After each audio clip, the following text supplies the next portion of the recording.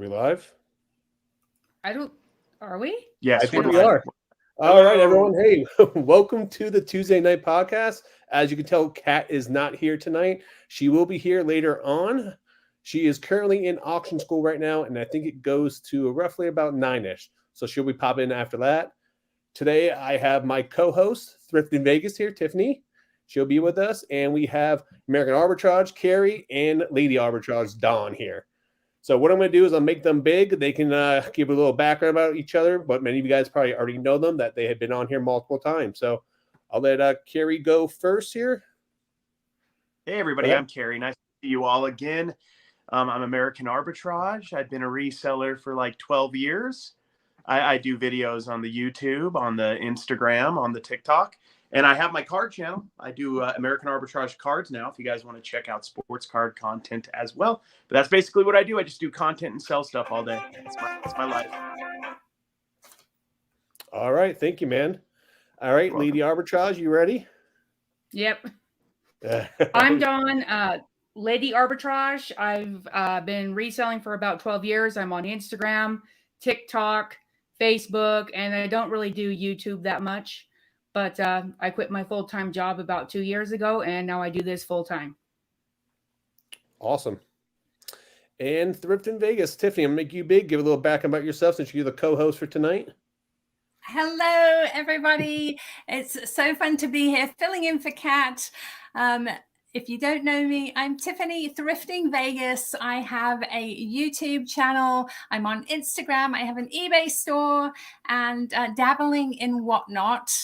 I try to release 2 videos on YouTube a week, and I'm super duper close to 100,000 subscribers, which is unbelievable to me. So if you're not subscribed to my channel and you would like to check it out, that would be amazing. Guys, make sure you go to her channel. Let's get her to 100K. How many subscribers are you away from 100K right now? I have 98,180 something. So less than 2,000 to go. So yeah. Let's give her a big boost tonight. Make sure you go there. That's a huge accomplishment. We'll get you that new plaque. So hopefully we can do that. That would be amazing. I would love to show everybody that plaque. Thanks, Rod. All right. Well, what we'll do is we'll start jumping into the questions here. So let's go here. And first question of the night. So reselling is my gradual exit plan. My question for you in the esteemed panel, is there any reason why I shouldn't sell clothes or hard goods together in the same store? No, there's no reason. You could sell anything you want in a store. I don't really focus on the idea that you have to niche down to where you don't sell, certain types of items within your store. I sell mostly cards, honestly, mostly sports cards, but I also sell all my garage sale finds throughout the year and all my thrift store finds. I don't think it much matters in most cases, honestly. There might be a few cases where the branding, you want to do it a certain way, but I really don't think it's that important. I think if you have good items at good prices, they'll sell. Yeah, we sell everything on eBay: cards, clothes, shoes, toys, plushes, everything.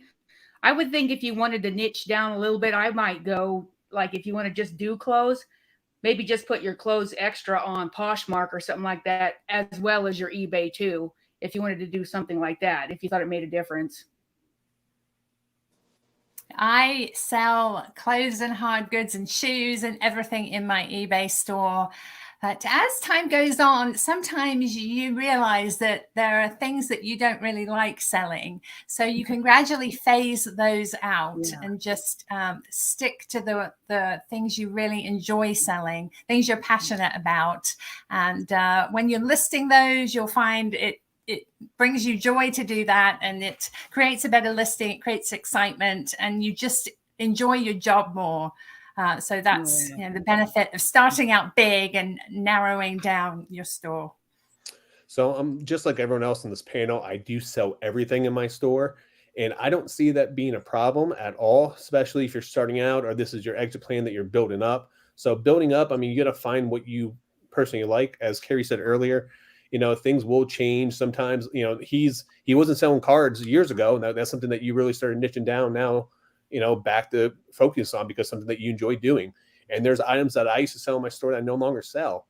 The only benefit to having a separate store is when you're dealing with more high-end items. And I'll give you an example. Like if you're selling cameras, if I go to a store that has 100 cameras for sale, based off or compared to say an individual person just selling off 1 or 2 cameras, I'm going to think that camera store is going to be an expert. So I may want to buy like more of a high-end electronic from that store, but when you're just dealing with clothes and everyday goods, you're fine with that. So I don't see any issues with that. All right, let's see the next question here. With my eBay store, I can get it $25 each quarter. What is the best thing to purchase with the $25? Now, for those that don't know, if you have a store, every quarter they give you, based on the size of your store, you do get a free credit to purchase items from the eBay supply store. So if you have the $25 store, you get $25. If you have the $60 per month store, you only get a $50 credit, which I feel ripped off every time I say that. But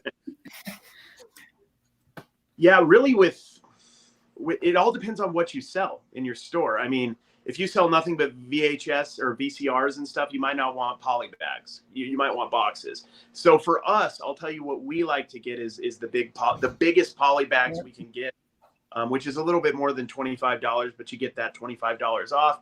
And we use those, honestly, mostly for Whatnot, for the big plush auctions we do and stuff like that. So plush, you don't really need to protect with anything. Clothing, for the most part, you don't have to protect with any cushion. So we do poly bags mostly is what me and Dawn use. Yeah. He answers it. what he said. I tend to get tape only because I did like an analysis, and that was the most expensive thing for me to pay full price for. We have a supplier here in Las Vegas, Miller Supply, Ray Miller. He's fantastic. And a lot of us Vegas resellers get our boxes and bubble wrap and packing paper and peanuts from Miller Supply. And for me, the most cost-effective thing to get for almost free is the tape. Even though, having said that, eBay tape isn't the best and you end up using a little bit more, I tend to go all the way around the box and then reinforce the sides with it. But yeah, that's what I get. Yeah, I hate the eBay tape. I think the eBay tape is crappy. Plus, I like this comment here. I gotta put up here, but it looks obnoxious, and I definitely agree with you 100%. For me, I like to focus on boxes that I use a lot and boxes I normally buy. They do have a 4x6x8, which is perfect size for smaller items, especially since I do sell a lot of like action figures, VHS tapes, stuff around that. So it fits perfectly for that. They also have a 6x6x6, which works great for hats and other items. So it really just comes down to what you sell. And it's free money that you can use for supplies pretty much at the end of the day. So, all right, let's see here. That was done. Is there any way to see who follows you on eBay? So I think Cary can just answer that one. No, I don't think so. Correct. You can't see who follows you. That's about it, though. So, all right. Would you rather promote all your listings at 20% or run a 20% off sale? This is a great question. That is a question. I hadn't really thought of it. I'd say promote at 20% personally. But because when you're promoting, you don't always sell your item via promotion. So, I would probably choose to promote 20%, but there's definitely a debate to be had between the two. But I'm typically promoting almost everything I have for sale, and I'm very doing sales. So, what percentage are you currently using when you are doing the promotions, right? Or your promoted listing? Right. I remember I try to do like 2 or 3 or 4%, but sometimes I just click the trending rate and don't really think much of it. Yeah. Honestly, the key in anything in resale is buying your items at the right price. We go to the bins a lot. We are paying pennies on the dollar. If eBay wants another 8%, it's really not going to affect our bottom line. Or if we sell it for half of eBay comps on Whatnot, we're still making 5-6 times our money. So I'm not, the key for me and Dawn is just not overpaying for our stuff. It gives us a lot of options that way. So that's how we do it. We promote our listings, pretty much every single one of them. And I personally like running the sales because then we get rid of a lot of stuff. We don't put every single thing on sale at the same time usually, but I like the sales because we have a lot of $1.50 cards. Sorry, we have a lot of $1.50. Yeah, we don't want to sell on that. We're not putting those on sale. But we do have sale options. Like if they buy 10 cards, they get whatever percentage off, which is encouraging, bulk sales, which is the whole purpose of having the low end sports cards in general. But Cary made an excellent point in that if you're promoting your listings, say at 20% off, they're not always going to sell on the promoted list. There's a chance that they could sell on the organic if somebody pulls that up. But for me, because I have an Instagram presence and a YouTube presence, I would go with the sale because I can advertise my sale and I can make it a big event and I can get people to come to the sale right when I make it live. So for somebody like myself who has an online presence and, a YouTube and Instagram, that is a good marketing approach to run a big sale like that. So for me, I promote all my listings on eBay, at least a minimum of 2% or more on those. I do run sales every so often. I only run sales if my sales are going slow. I usually run a 3-tier sale. I'll do like 10, 15, 20% off, or maybe like 10, 15, 25, some in that ballpark. But I will say what I find is when I run a sale, I don't get a lot of sales on eBay. I get a lot more watchers. And then with those watchers, I actually send out offers on those. So I can actually add a discount. So I actually kind of do add another layer to your question there. I would like to run a lot of sales, and then you run those sales because I'm only get 4 or 5 items. If I'm putting up my items that sit in my store for say 90 days or longer, stuff like that, I may only sell a couple items in there, but I will get a ton of watchers on those items. Then I can send them a person. When that sale ends, then I send them a separate best offer to them directly. And then I actually see more sales from that than I actually do from the actual sale. So, all right, let's see here. Next question here. Are any of you on Whatnot? If so, what tips would you give to a newbie? I just got accepted. So what type of equipment, pricing, nerves, etc. So this would be you're not on Whatnot, are you? Yeah, no, me and Don are getting close to, I think we've been 1.5 years, going on almost 2 years on Whatnot. And how many shows honestly, would you say you guys we're on? I'm sorry? I was gonna say, how many shows have you guys done, would you say, so far? So people have just like reference. Oh my gosh. We've done 200, I don't know, something like that. Okay. We've sold about 15,000. Yeah. 15,000 items on Whatnot in 1.5 years. So we do three auctions some weeks we do more, some weeks we've done auctions every day of the week before. We've done a little bit of everything. And if you're new, the biggest advice I can give you, because I come from the auction world in Utah, Dawn met me at my auction house. That's how we got together. She came to my live in-person auction. I was an auctioneer in Utah. So you just need to know that you have to be consistent and you have to try to have perspective when you start an auction. You're not going to have a following at first. You're probably not even going to make a ton of sales unless you're Harry Tornado or a few people when you start anyway. So and even he slows down over time because people get used to it. So you need to be consistent. You need to have a game plan, and you need to buy your items as cheap as humanly possible to give yourself some wiggle room. I would say start your items at a price you're comfortable with, whether that's $2, $5, $10, and just start slow. Don't expect to make a ton of money at first, but do try to make it entertaining. Auctions are about entertainment more than anything, because they could go to it. There's any given moment, there's hundreds of auctions on Whatnot. Why are they with you? Whether they're buying or not, why are they with you? So make it fun, and make it easy and enjoyable for them. Make jokes. Don't take it too serious, and just be consistent. It's gonna suck, honestly, for a little bit until you get some momentum and you get some regulars. Yeah, I have to agree with that. You have to make it fun, and you need to be consistent. You also have to know that some items will go for way less than you think they will, but some will go for way more than you thought. It balances out. You can't expect to make the top dollar all the time. The thing is, though, you want your customers to get good deals. That's what keeps bringing them back. That's why it always you need to buy right if you are expecting to at least make something on, even if it does just sell cheap. So you always make the money in the buy. So I say fun. We went to an auction last night of someone, a newbie, and she was just so much fun. We didn't even want to get off. It was just, we bought a few things to help her out or whatever, but it was so entertaining. But I've been in other ones where I'm like, it was great. But also social media does help. That's a way for you to promote your auction, tell people about it, get people to come. You get them that percentage off for the first time by sharing your link. So I love Whatnot. It's a great way just to get rid of stuff you've had for a while. You can make some money and you can get rid of some of them sports cards.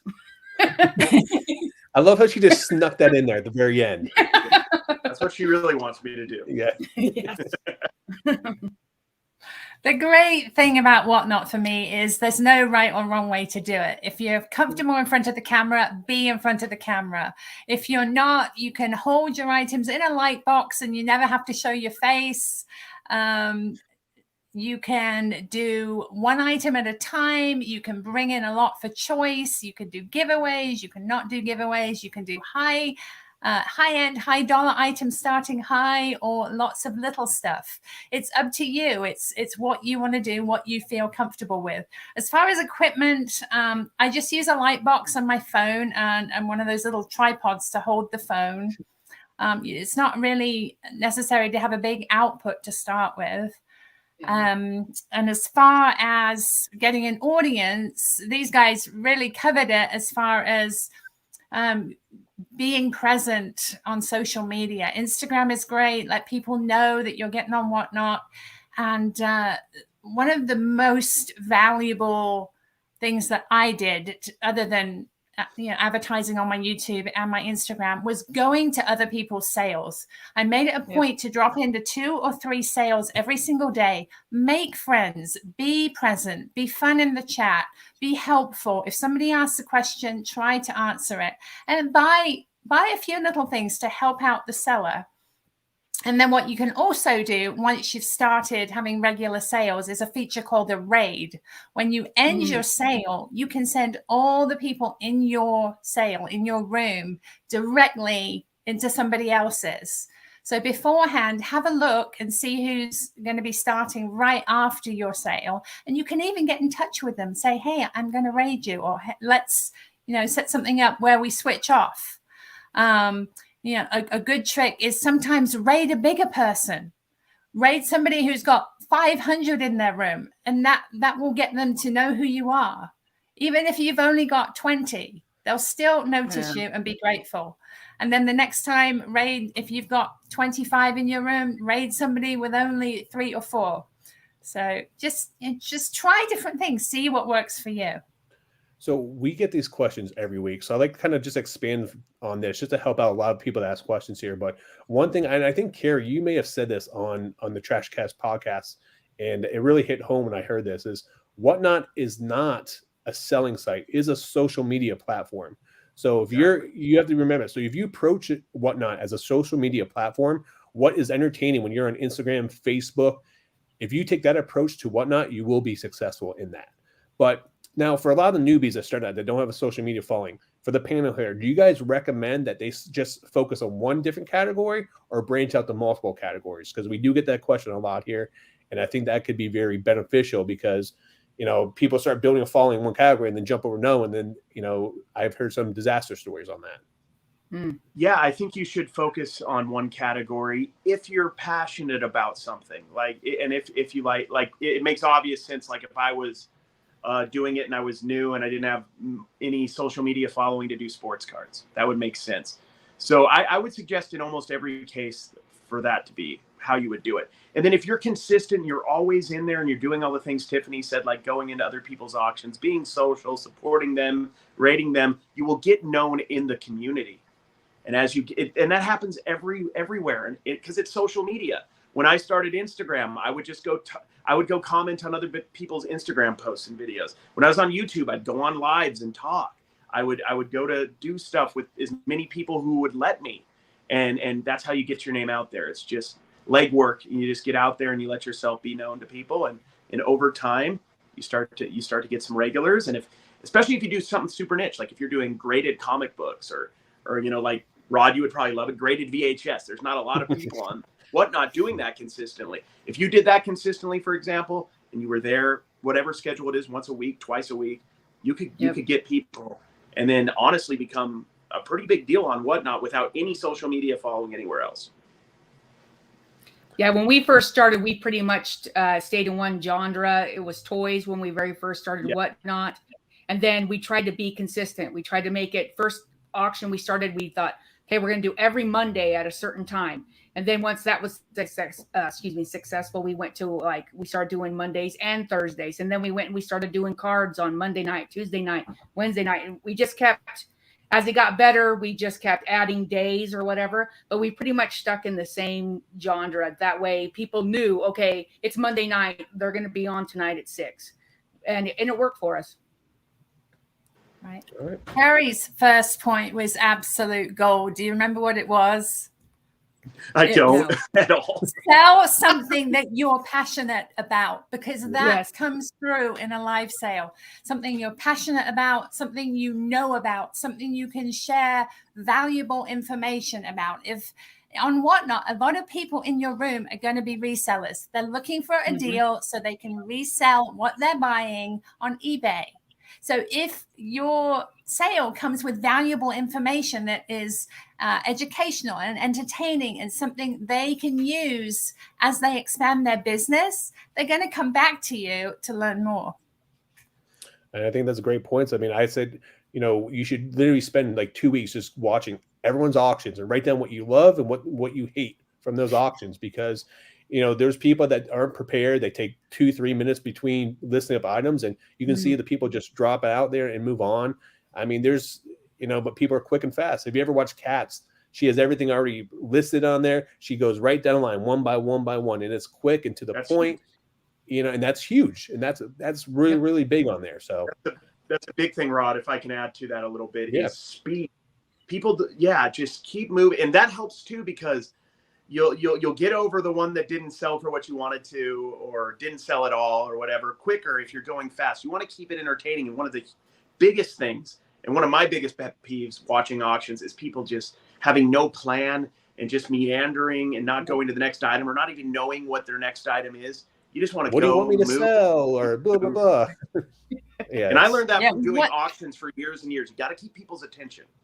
Correct. I've got one more tidbit on that. If you have little things that are about the same weight, same value, try a choice where you put 5 things out, and when a high bid gets the choice of what you have, not only does it add more excitement, but if you've got 2 people that want 2 different things, then your price is going to go up, because it's more likely that people are going to want different things, and then your price will go up rather than there's just one person wanting the one thing you're selling. That's a great point. All right. So we got some super chats here. We got a $4.99 super chat. Now I'm going to try to see if I can do this here. So if I can, do it. I have a backup plan right here that's going to be coming across the screen. This doesn't work. All right. So let's see if I can let's try the pillow fight here.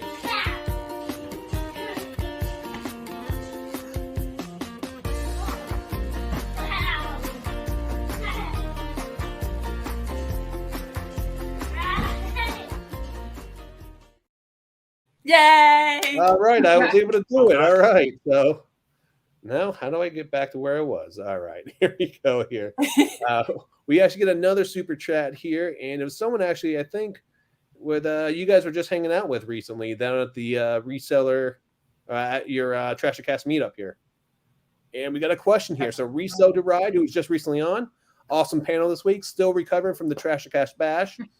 What was your favorite reselling event so far? I definitely think to attend more. That's a good question. That wasn't our own. FlipCon was my favorite so far, honestly, the first FlipCon. But I mean, Boss Reseller Remix and FlipCon are both fairly similar and a lot closer to me, the Boss Reseller Remix. They're both more focused on like panels and education and stuff, whereas like the Trash to Cash one and like the Reseller Rally is more of like a party, a get together, it feels like. But the key with any of these honestly, and Resell to Ride, you will understand this completely. It's about getting out there and talking to people, and not necessarily networking, because that's, it's not all about business. It's just about making friends. If you go out there and you make friends with people, it could be an event that has 12 people or an event that has 200 people. It could be a great time either way. Mm-hmm. I think FlipCon was so far has been my favorite, but that was because we went on quite the adventure last year on our way there. We're traveling across America for 5 weeks straight.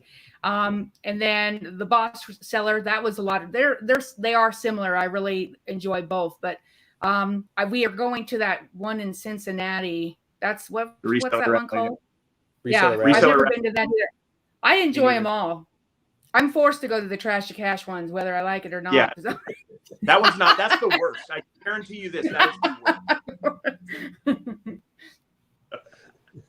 For me, it would be the Boss Reseller Remix. Katie and Vicky and Teresa do an incredible job. And for the past 2 years, some of my favorite resellers, Rally Roots, were actually the first folks I started watching when I came across reselling on YouTube. So that's just amazing. And Wade's Ventures, and of course, Josh and Haley, Hairy Tornado. And this year, I've actually applied to speak myself, which is a bit scary because my whole life, it's been my second public speaking has been my second biggest fear. So I'm doing it. I'm keeping my fingers crossed. And really, the Boss Reseller is like coming back to family. By the end of the weekend or the week, you feel like you know everybody. You've made new friends. Everybody supports you. Everybody's encouraging.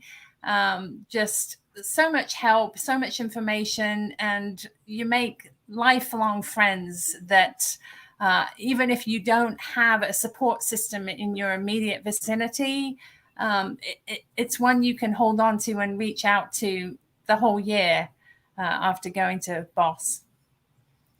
So the only reselling event I've been to is kind of a crazy story. I literally quit my job last year and I went to the Prison of Profits event up in I think it was South Carolina with Dante, and it was cool. It's definitely different than, it was more like the Trash to Cast, where it was you guys are going there to hang out.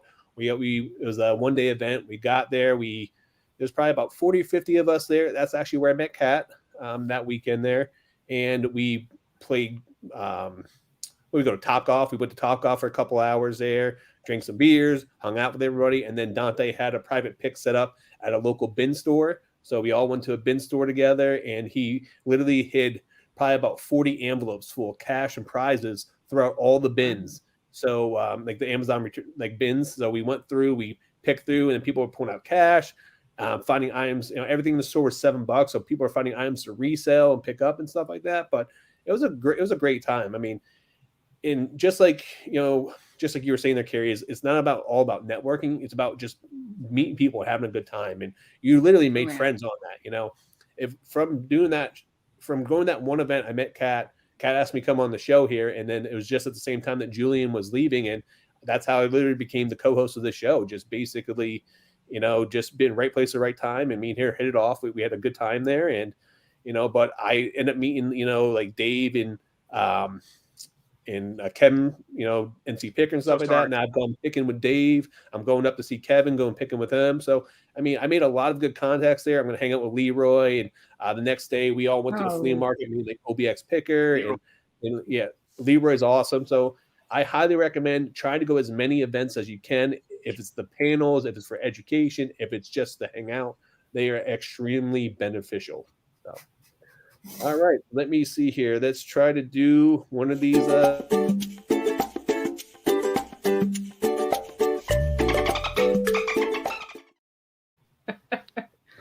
right, here. I think we got one more here.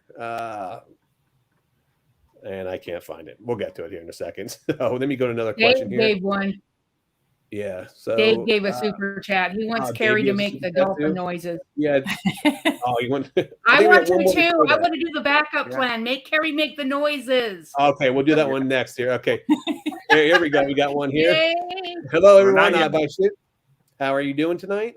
All right. Let's do the homemade one here. So my backup plan tonight was having a little shark all across the screen, and Cary, go ahead. I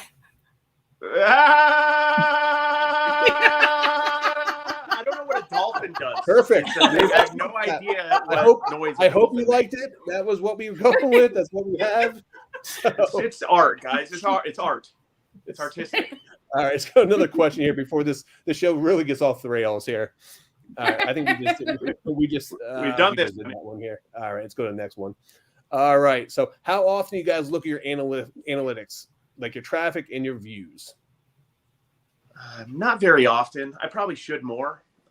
Whatnot also offers analytics too for anybody selling on Whatnot, which I've just kind of started to dive into. I mean, in a perfect world, if you want to be really, really focused, I would be checking often your eBay analytics. It helps you know when things are going well. It helps you know what's going right and what's going wrong, what's selling, what's not selling. So I definitely encourage people. I don't know if you need to check every day, but definitely weekly would be the ideal, and set goals for yourself to improve where you need to. I usually let him just do that. I just list and ship and stuff. I trust him. Honestly, I have a peek every day, eBay in the morning when I'm doing listings, because I want to make sure I don't have any returns, I don't have any questions, anything like that. And I just zip over to make sure everything looks groovy. As far as YouTube, that's every evening when I'm sitting in bed trying to decompress a bit. I'll look at all my comments, and then obviously can't resist having a look at the views and the traffic and the subscribers. Sometimes they go up, sometimes they go down. It's just part of the wave. So you have to look at the big picture and just keep plowing forward. Don't get discouraged, and just keep doing what you're doing. So for me, I look at my 30-day analytics on eBay all the time, because if you go to My Seller Hub, it pops right up there, right there in the center there, that you can take a look at it. And usually if my impressions or my clicks are down, I'll try to run a sale just to try to get more views or more eyes on my items there. And like I said earlier, that helps me get more watchers, and that helps me to send out more offers into, which does help my sales. As for YouTube, anytime I drop a new video, I go and look at my analytics, because they always give you the top 10, what your videos ranked in the last 30 days. And some days it's good, some days it's not. So it just depends on that. But all right, looks like we got another super chat here, Cary, and this one's for you. So it looks like you were a big hit, and they want the new Dolphin. Oh, good. Well, I'll try this. Hurry.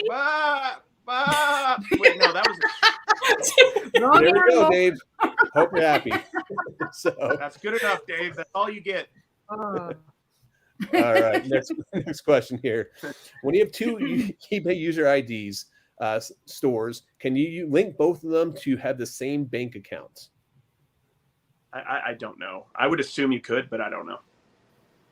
I don't know that one either. We only have one. I think you can. Do you know, Rod?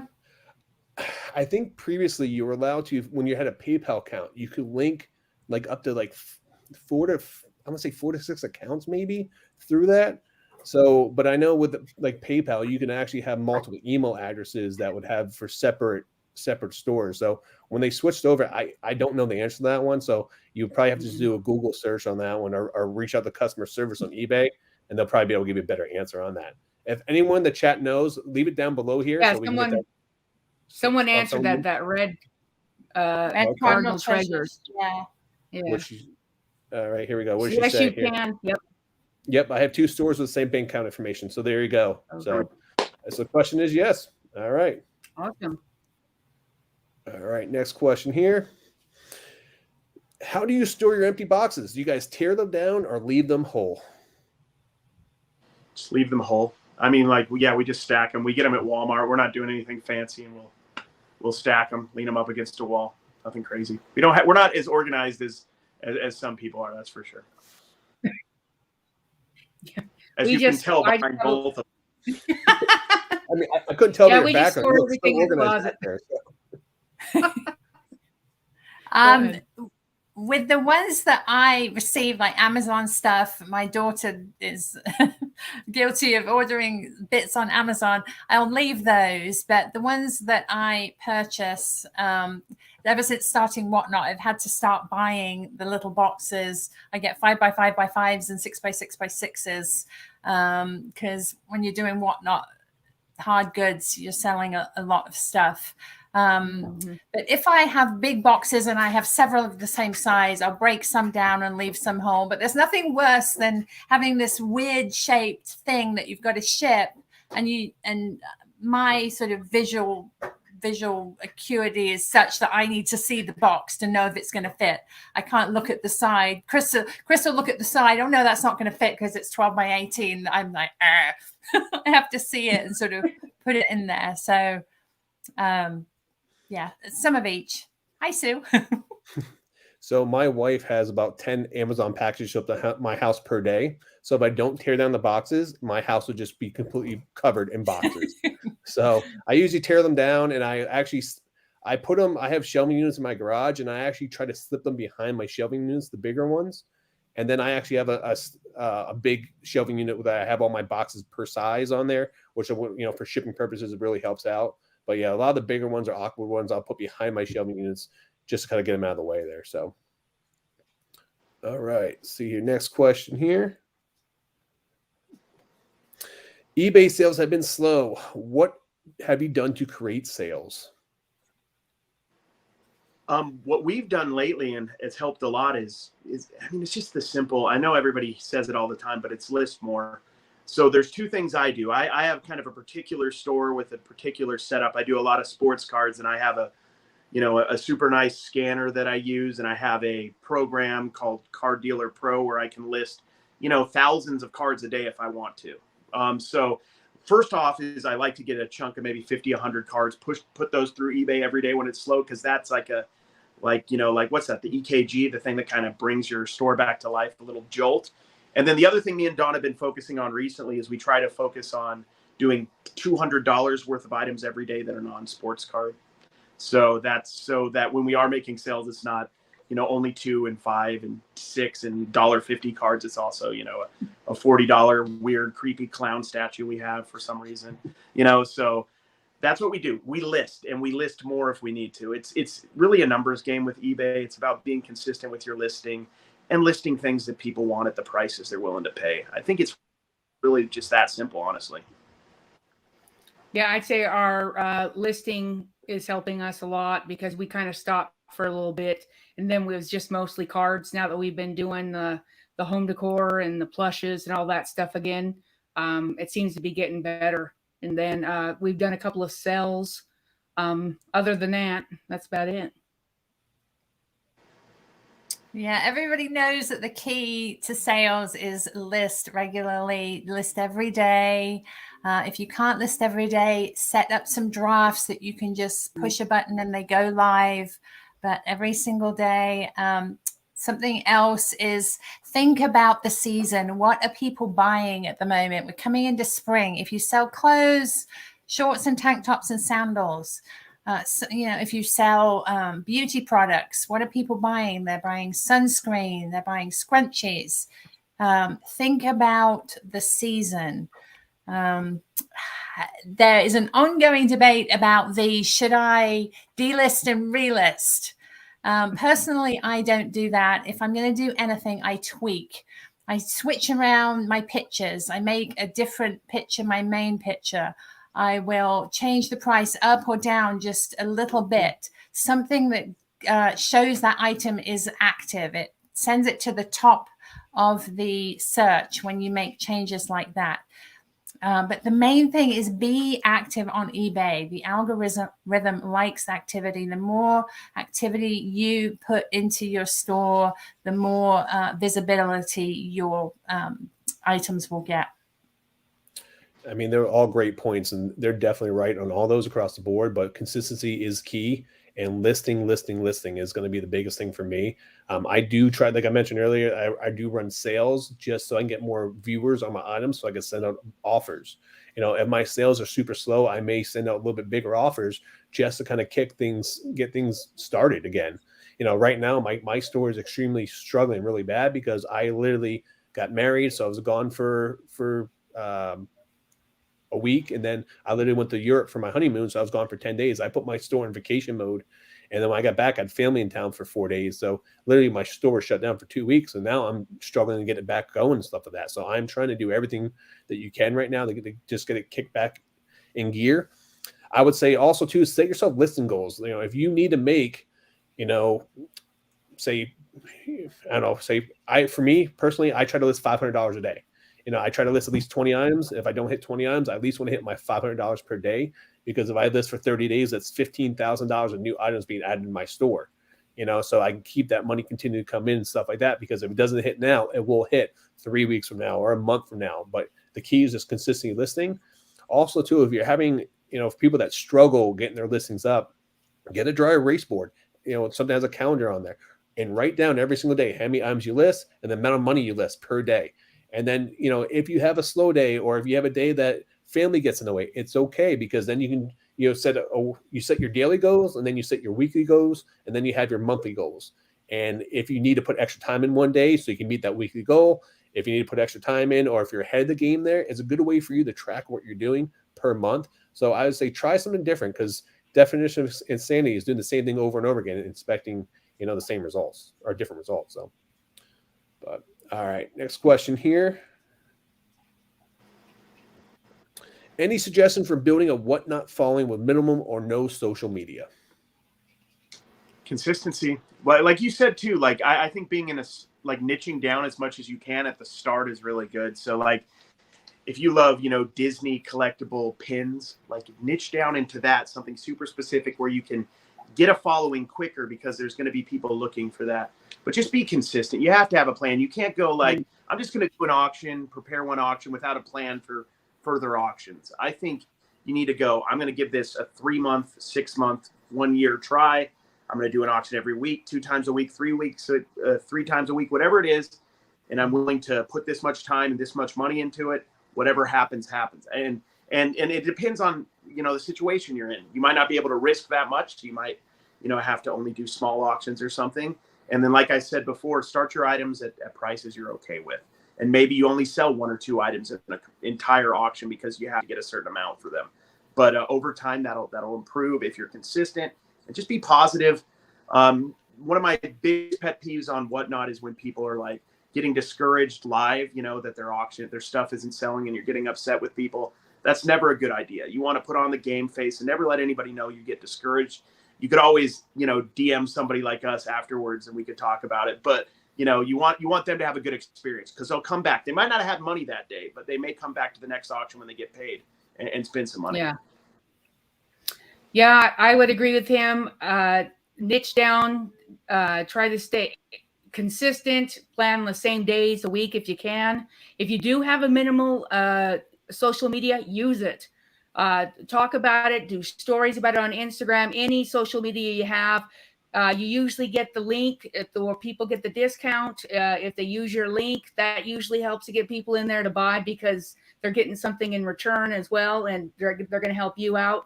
And don't give up. I mean, try, and then see what's working, what's not working, and then adjust accordingly. Right, exactly. And as I said earlier, go to other people's sales, make friends. I know during Kat's giveaway, she has Whatnot sales almost every day. And during her giveaways, she lets people in the room advertise their sales. She says, put some flames out. Let us know when your sale is. Take advantage of that. If people ask questions and you know the answer, be valuable, help them out, and people will recognize your name. And just go maybe 3 or 4 a day. You don't need to be in there for the whole sale. Just make an appearance and be valuable. Try to make at least 1 or 2 friends. And then I think both Cary and Rod said this earlier, buy low. Maybe go to some garage sales specifically for your Whatnot. Try to get some 50-cent items, some 25-cent items, so you're not worried about losing money. That way you can start low and just see where things go. Try it. Mix in some really super deals with your higher items, and you never know. You just never know where items are going to go. But if you haven't got a lot of money invested in it, you really can't lose. Yeah, also too, schedule your shows in advance, because once they're in advance, people can see what you're selling, and then people have time to bookmark your show. Also too, go into other people's, as she said, go into other people's shows. When you go to Kat's, like, she'll ask people there, hey, who has a show coming up, and then you can actually promote your Whatnot show in her stream. You know, she does stuff like that. I've seen Cary and Dawn. I see them raid other sellers. You know, get in Facebook groups or find Whatnot groups. Find other people that you can network with and socialize with, because that will help you expand your business and help you grow. So. And also, I just want to add this real quick. If you have minimal or no social media following, that's all fixable if you want it to be. We all started with 0 on Instagram, YouTube, Pinterest, which I have over 1,000 Pinterest followers. They don't mean anything, but I have them. But I'm just saying, like, you could also work on that as well. You could start getting out there and do the same thing you're doing on Whatnot, being consistent with your auctions by posting short videos or posts on Instagram, doing a TikTok, going and trying YouTube videos and figuring that out. You can do that as well. And over time, that can also help your business a ton. It's definitely done that for us. Mm-hmm. And also, to be prepared to take a loss or break even. If you start off your auctions at $1 or $2, you'll get more people in those to start off with. You know, if you're just focusing remember, it's a marathon, not a race. So if you're okay losing money a couple shows, stuff like that, just to build your audience, it's worth the investment in your business long term. All right. So how can I get tickets to FlipCon? I haven't been able to find them. I know they went on sale. And I know, Cary, you guys are going to be there with the Trash Cast podcast. Do you know if there's still tickets available still for those? Yeah, I think it's not sold out as far as I know. You just go on flipcon.net or something like that. Yeah, .net I think it is. Josh should have it on his social media, like on his Instagram somewhere, I'm sure, on his link tree or if you something. If you have any problems, I'd reach out to Harry Tornado. Send him a message on Instagram. He'll respond to you on that. So yeah, just add like a $20 bill and he'll definitely respond. If you can only attend one resale gathering, which one would you choose and why? Trash to cash, because it helps me. There we go. No, honestly, whatever one's closest to you would probably be my suggestion. Whichever one's closest to you, because you can pretty much get the same basic, benefit from any of them. So you might as well go to the one that's the easiest to get to. But I mean, go to all of them if you want. Party, whatever. Yeah, I would agree with him. Probably the closest one to you would be the best one to go to, because it's considerably cheaper, considering we drove all the way out there and all that and spent a lot of money. But I noticed too that the same people come to most of them. So you're going to still meet those same people you might not have met at FlipCon or whatever. And then everyone gets to know each other in the community, and you build friendships that way too. And then they're going to learn about you, and they're going to tell everybody else about you. And it's fun. I say go to the closest, because it's time saver and probably a money saver in the end. Yeah, I agree with that. Not only because it's close to you and it's easier, but you can meet your local reseller friends, and you can get together more easily after the show, and get together to thrift and get together to list, and have friends that have that in common and help each other and support each other. So for me, that would be the Boss Reseller that's in October. So I will go out and say, if it's the Prisoner Profits, if it's the Resale Rally, it's the Trash to Cash, if it's the Boss Reseller Mix, and I think FlipCon, any of those events will be excellent for you to go to. So you can't do wrong any of those events. But I agree with everyone on here first. I say your first event, or try to go to the one that's closest to you. And then once you've accomplished that, try to go to an event that you haven't been to before, because even though there will be a group of people that will travel to each and every one of these events, by going to a different event each year, if you're going to say pick one event to go to, you will meet other resellers that you haven't met before that are just going to be going to their local event at that time. And it's a good way for you to network and branch out and expand out. So, but yeah, I highly recommend going to any of those events. If anyone here can, it's worth its weight in gold. So, all right. Do you ever put a video of what you're selling in your listings? I have a few items that are mechanical and think they would sell better if buyers were able to see if that works. I've never done it, but there's somebody I follow on social media page, the 1 Foot Flipper. Follow him on YouTube. He does a lot of records, and I've looked at his listings on his eBay, and he does a little video of the record playing, on every, and that's actually brilliant. So on certain things, like mechanical things, electronic things, I think it's a great idea, honestly. I think it's a great idea, but I've never done it. But I can see how that could be beneficial in the end, because then you can prove that your item works. So hopefully it's less likely you get a return. That's absolutely right. If there's a mechanical toy, it's more likely that you're going to sell the item if you've proved that it works in a video over however many others don't have a video. And also a good idea when you're selling an electronic item, for example, a DVD player, something like that.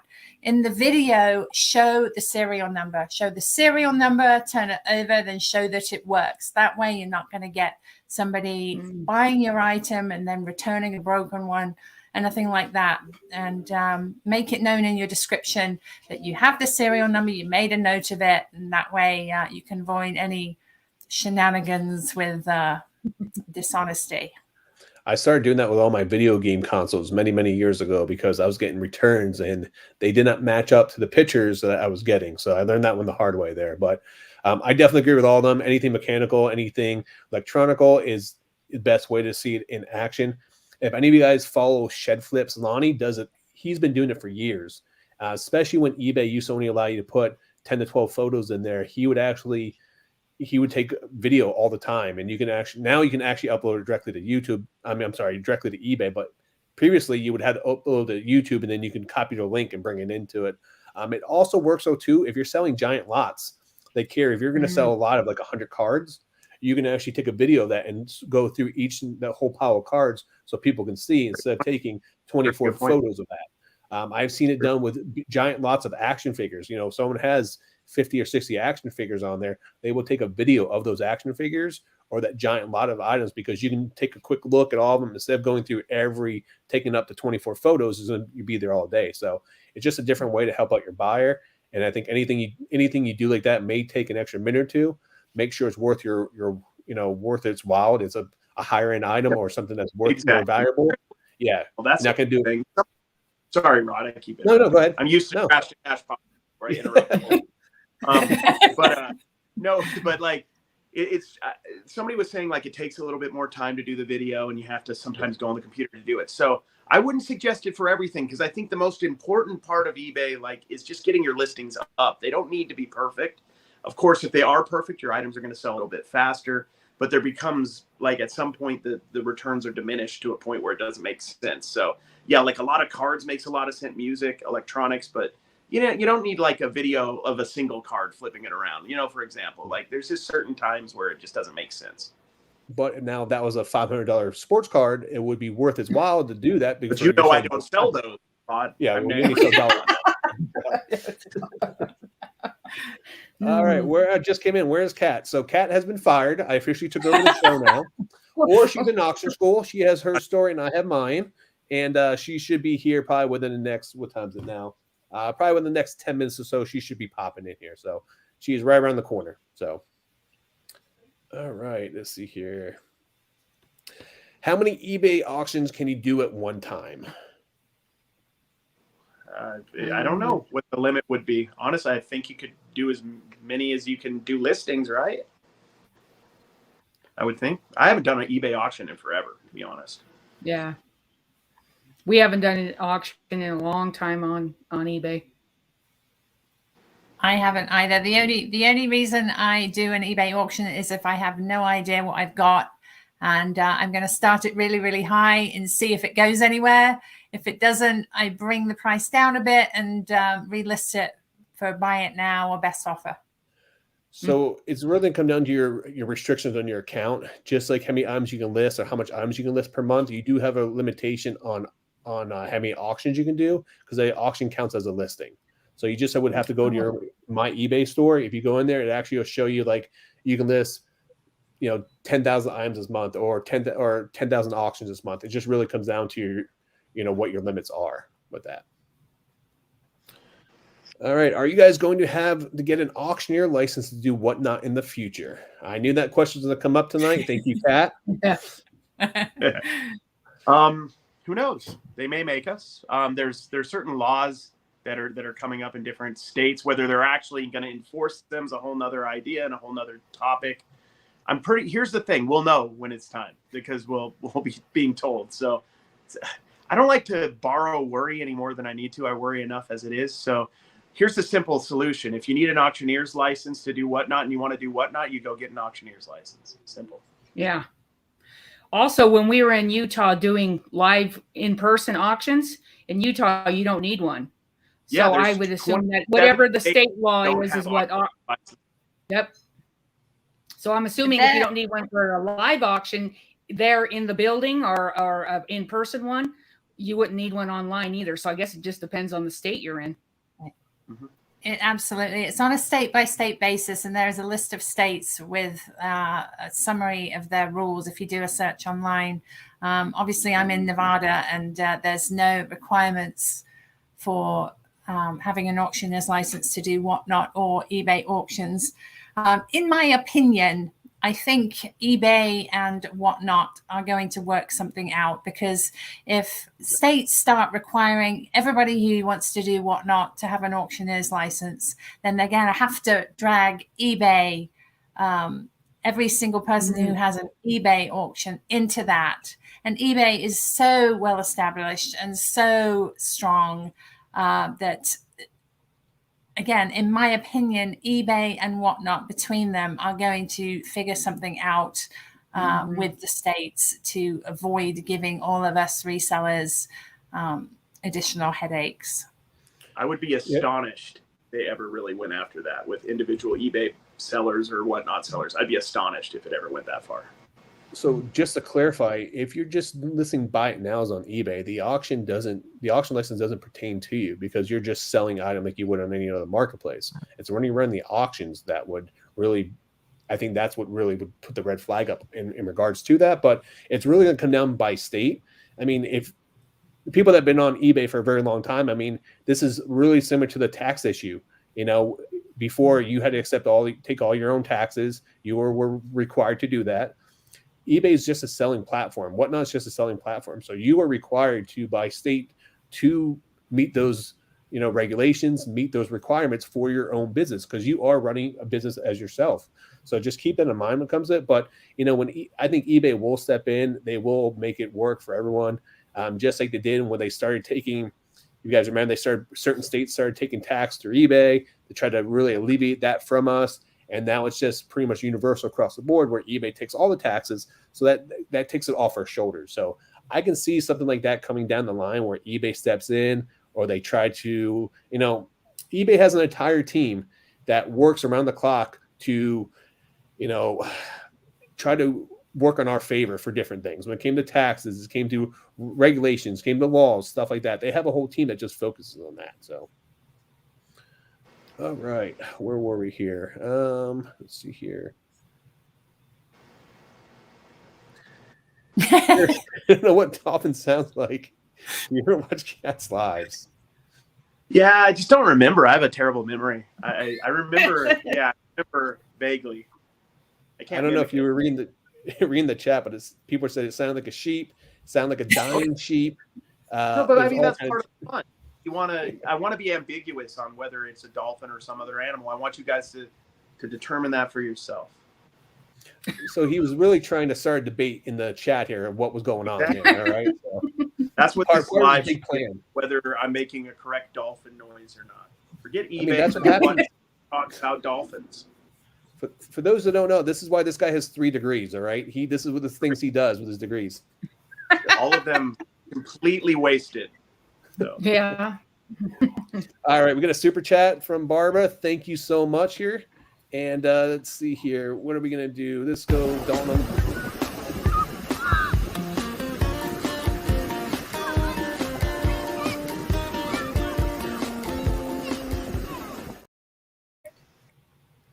All right. What do we got next here? I work at the post office. Do we have had a lot more packages come in than we normally do this year, this time around? Based on your experience, a spring slowdown or sales still consistent? So is it based on just a spring slowdown right now, or is it sales just being consistent normally how spring is? I'm not really, because here's the thing. You go on YouTube, you go on Reddit, you go on some eBay forum, you're going to find somebody who says spring is a slowdown time of year and spring is the best time of year. You're going to find whatever you're looking for. I feel like there's times where it might be a little bit more difficult to get sales, but if you put the work in and the effort in, you could have more sales than you've ever had at any point in time and any point in the year. Yeah. So I'm not big believer in slowdowns in general. I'm just a believer in occasionally having to adjust what you're doing so that, whether that's by getting different items seasonal that are, you're never going to sell a random plush pig. They're just not going to sell. I don't care if you say it's for a death pile or whatever. Nobody wants them. But in general, you just got to buy the right stuff and price it right, and it'll sell anytime. I don't think Dave's in anymore, but he left. Shots fired. Shots fired. Yeah, shots fired. Yeah. Clip that. I think it's just everybody's just different. It's good sells for some people sometimes and not at others.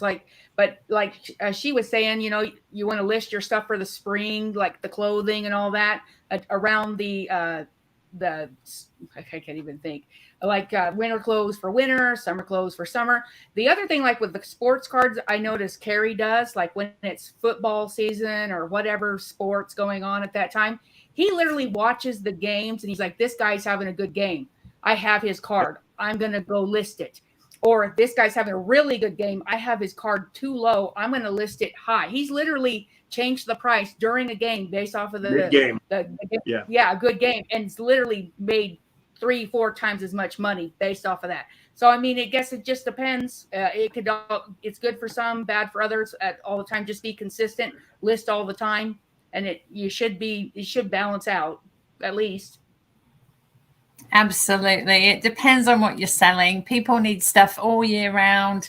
In spring, they need shorts and tank tops. In summer, they need more of that stuff for the cruises, stuff for back to school.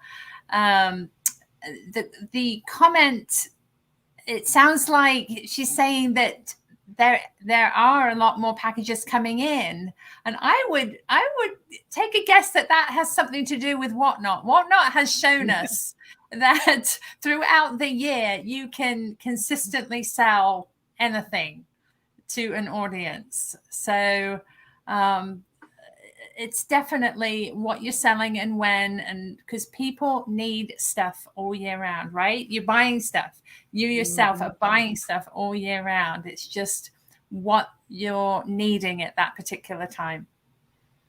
Yeah, I agree. I mean, if you're an everything seller, you should pretty much be consistent all year round. With sales, you may have a fluctuation in certain times of the year if you focus heavily on certain items than others.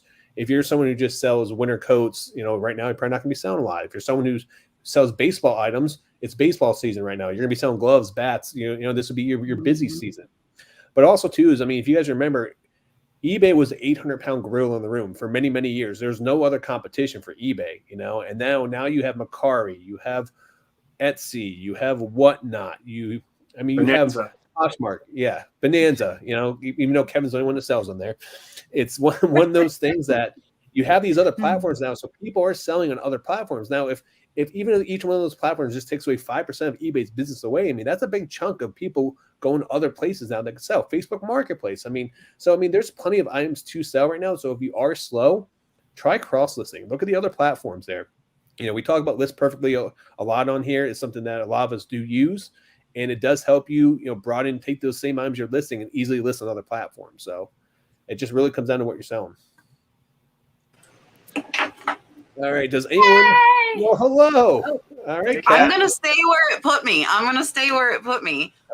We got out of class right on time. I'm not doing my hair and makeup and stuff.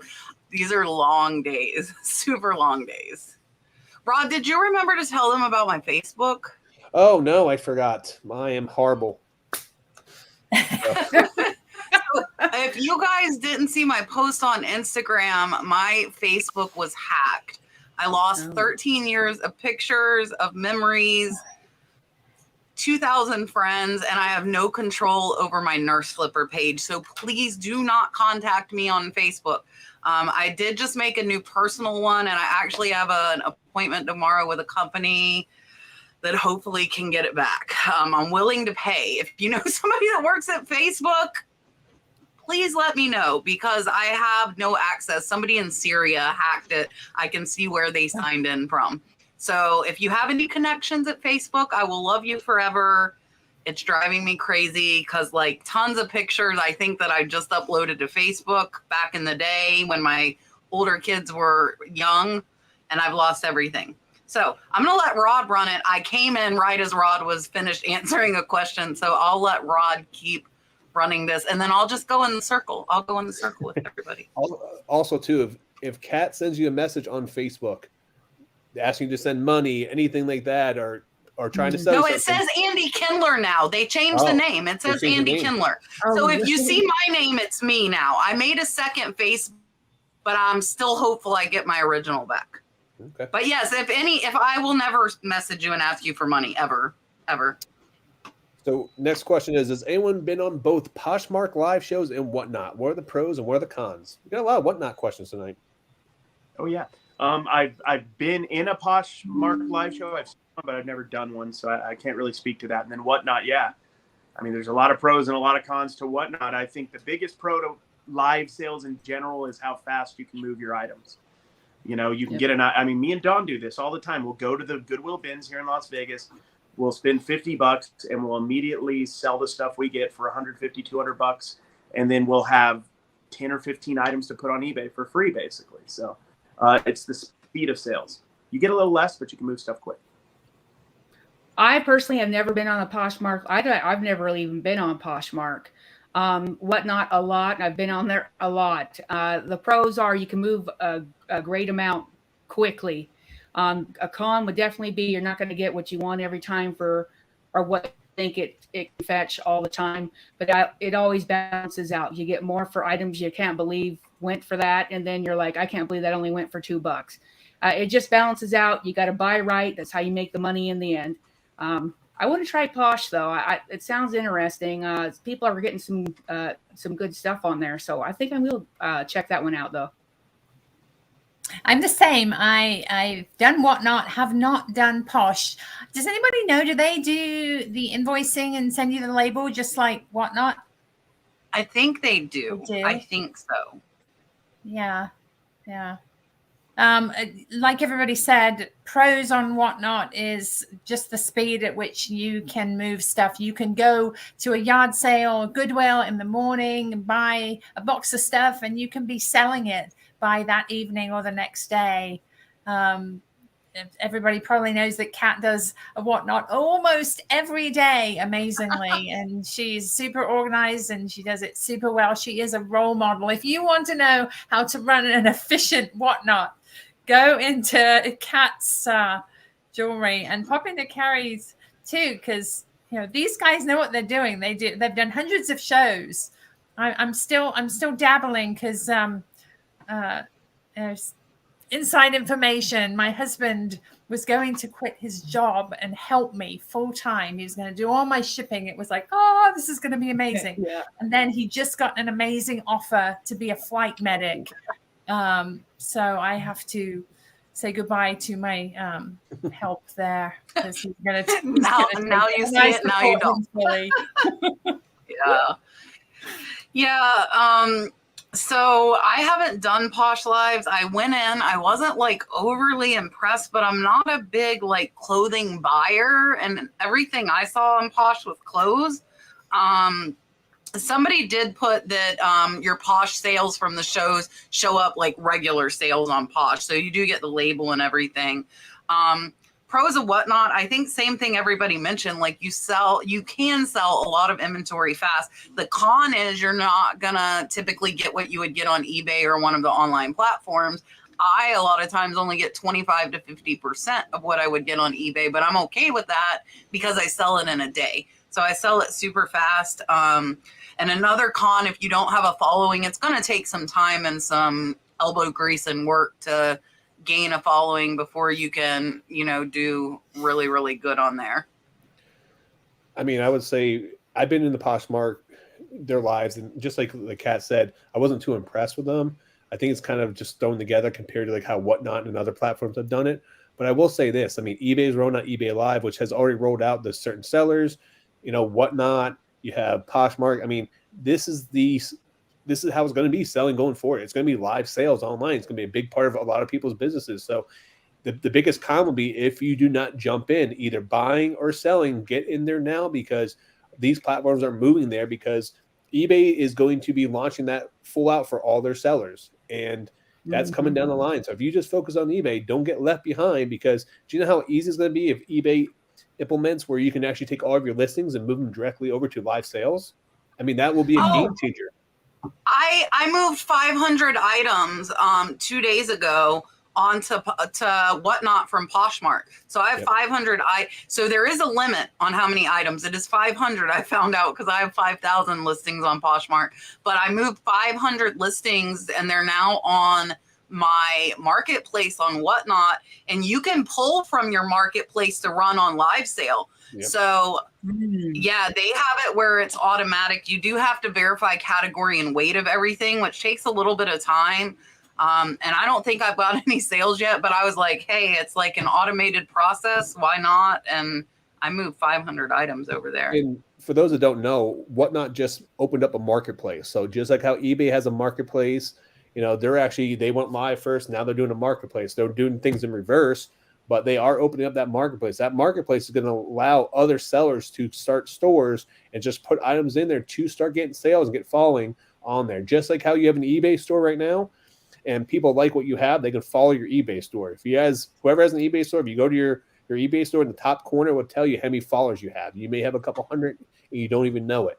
So when eBay goes live, they may implement all those followers you already have on your store to your eBay live. So keep that in mind, because that's probably going to be coming down the line. So this is something that you guys definitely want to focus on or pay attention to, only if you just sell on eBay.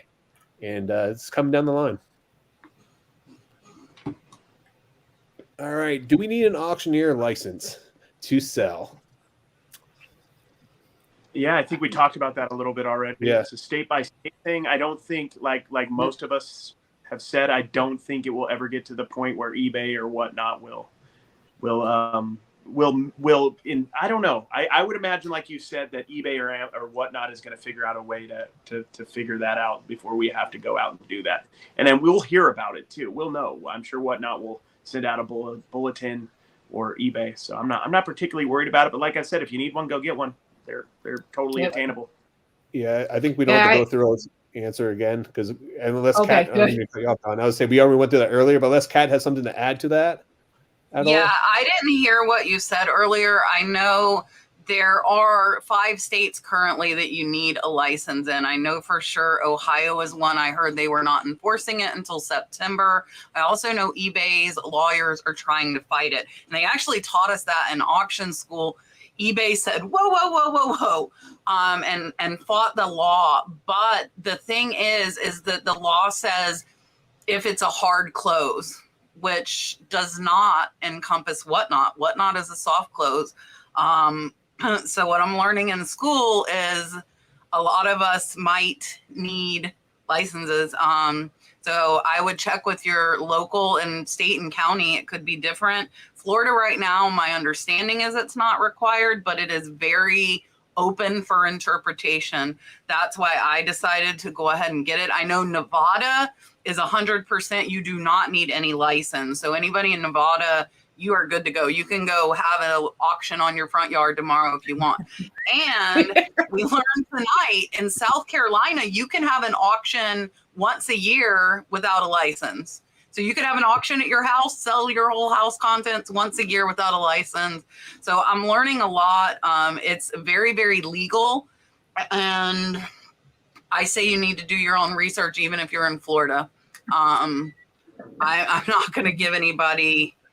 I'm telling you, Nevada, you're good to go. I know for a fact Nevada needs no license. I'm seeing a big sports card sale in our driveway soon.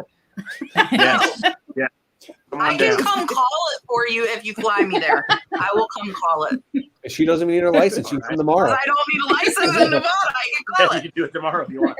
So, Kat, quick question for you. Is there a reason why this has been at the forefront right now? Does something happen out there? Why is this keep getting brought up over and over again? This has been the case. So according to what I just learned in school, the law hasn't changed since like the 80s. So it's really open for interpretation by individual states. I think there's only 1 or 2 states that actually state online, but the other ones don't negate it. They don't say except online. So really, if you interpret it right, it means online too. So that's where you kind of have to interpret it yourself. Or if you're really worried, pay a lawyer to interpret that law for you. But for me, like I said, I would rather go get it. Our main income is from Whatnot. And then I can tell all of you, like, if you have an estate or you're moving, then I can come run your auction if you're in Florida or Nevada. Those are my states right now. But it looks like it's pretty easy to get reciprocal for Georgia, South Carolina, North Carolina, Tennessee. Like, it would be really easy for me to just apply and have no testing because the requirements are the same. So I don't plan on using it outside of Whatnot unless it's like a really good estate. And when I say really good, I mean like Tiffany and Judith Lieber and like. So it's similar to like a nursing license or like you get your education license where you just have to take this state test, or it might carry over to multiple states. Interesting. Yeah, they have reciprocal. So I'm doing 80 hours of class, and then I have to take a final exam to get a diploma. That'll be next Tuesday. So I will be MIA next Tuesday as well. But if I take tests like I normally do, I take them fast, and I might be here pretty early. And then I will have to apply to the state of Florida, do a background check, get fingerprinted, and go sit for the state exam and pay $450. Oh, wow. When you said diploma, I saw Cary's eyes light up. What, a fourth diploma? All right, let's go. Sign me up. I'll do it. I'm like, just give me all of these. Yeah. No, Desert Fairy says no license required for auction reselling in Florida. Yeah, there is a video, but I will tell you from learning the laws, it is the case in quite a few states. So do your own research. I'm not going to say yay or nay. Not a lawyer, not going to interpret that. You just know that I have chosen to get it. Okay. Well, Mark was late once again, and he needs to pay his late fee. What a surprise. So let's give him here. I don't know which one. Super chat. Thank you, Mark, for being late as always. OG got the OG super chat. How about that? He did. All right. So what is the best thing to sell on other websites? So I'm assuming they're saying other selling platforms. Oh, wow. That's broad. Yeah. The best thing to sell on any platform is something that you buy low that's worth money. So, and particularly, I think something that you enjoy reselling, because I can tell you from past experience that I've had rooms filled with VCRs that I never wanted to touch. So even though they were worth money. So I think it helps to be selling stuff that you are interested in and that you find, fun to sell. So that's my advice on that. I'll second that. You'll stay interested and you'll want to list it if you actually like it and enjoy it. I would say with Whatnot, we use that mostly because we do a bulk buys at the bins, and we take the good stuff, put it on eBay, and then we make all of our money back plus profit off of the random other stuff that we find that day. So Whatnot we use just to clear things on eBay that have been on there a long time and they're just sitting just to recoup our money at least, or even make a small profit. eBay for our higher ticker items or sports cards. And then he uses Macari sometimes, but it's for the smaller home decor. And then Etsy we've used for the higher end decor, like mid-century modern pieces and stuff like that. So we kind of mix it around. Yeah, that's excellent advice. The thing about eBay is you're going to get the biggest audience. So for high-end items, you want to list those on eBay, make them available worldwide. They do global shipping where you just have to ship the item to a hub. It used to be Kentucky. I think that might have changed. And then once you get your item there, eBay handles the international portion of it. So it's really nice, and it expands your customer base considerably. One thing that wasn't mentioned was a nice thing about Poshmark is they have a flat shipping rate. So what I tend to do is I put heavy things like bookends, like heavy figurines, statues onto Poshmark because it's not going to cost my customer as much in postage. Whereas they might have to pay $20 on eBay to get this item. On Posh, they're only going to have to pay $7 and change up to a 5-pound weight. So that's a little known consideration that you might bear in mind for Poshmark. Yeah, so for me, my scrubs have been selling really well on Mercari and Posh.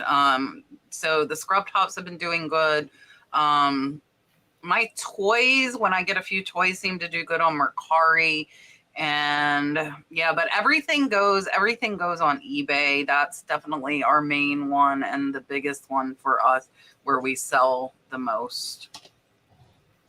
Yeah, I mean, there's specific sites based off of specific things. Like if you're selling vintage clothing or shoes, like Depop or Grail would be a good site for you. StockX is another good site for those. Whatnot was originally based on focusing on the collectible world. So comic books, sports cards is what kind of Whatnot was originally built on. eBay, I mean, video games on Mercari sell really well for me. Vintage clothes have sold well on Mercari as well. If you sell on Etsy, it is required that the items have to be 20 years or older or handmade items. So keep that in mind. So if you are selling vintage items, Etsy might be a better approach for you because you can have your own store in there. And if you ever do a Google search, a lot of the items that do pop up in the Google searches is from Etsy. So it just really depends on what you're selling. And, you have to find the platforms that work best for you. This might be my favorite question tonight. If I want to make a sale, I put a picture of Cary as my main picture. I guess That's just a Instant. Every so time. everybody screenshot Cary right now, and that will be all over eBay, Poshmark, Etsy, Mercari. There you go. I could put it in my Whatnot catalog for tomorrow. Oh man, so many Photoshop opportunities right there. And let me tell you, I know. Enjoy, guys. Please partake. You got to take one for the team there. Okay. All right. So if you have an eBay store, what are the benefits of having an eBay store? I'm not sure to what degree how many listings you get for free anymore with the store, because it's changed over the years, but you get your the store the store credit every 3 months, where you can go and buy stuff with the eBay shipping supplies. That's a big one. There's a lot of little ones. Honestly, I've always just had the same basic store, not the basic like the beginner store, but the same basic like $28 store for the whole time we've done eBay, and it's been sufficient for what we do. I'd say the audience there, it has the biggest audience you can sell to worldwide. I think that's the best benefit for us. Like I said, I think when they do start really rolling out the live auctions and stuff, this is just my personal opinion. I think eBay, if they can be on par with Whatnot, they could probably end up doing really well, because their audience is way bigger and they've already really established themselves. So we put everything on eBay, and then we just kind of venture off into the other things with certain things on certain sites. But I say audience. For me, having an actual eBay store tends to motivate me.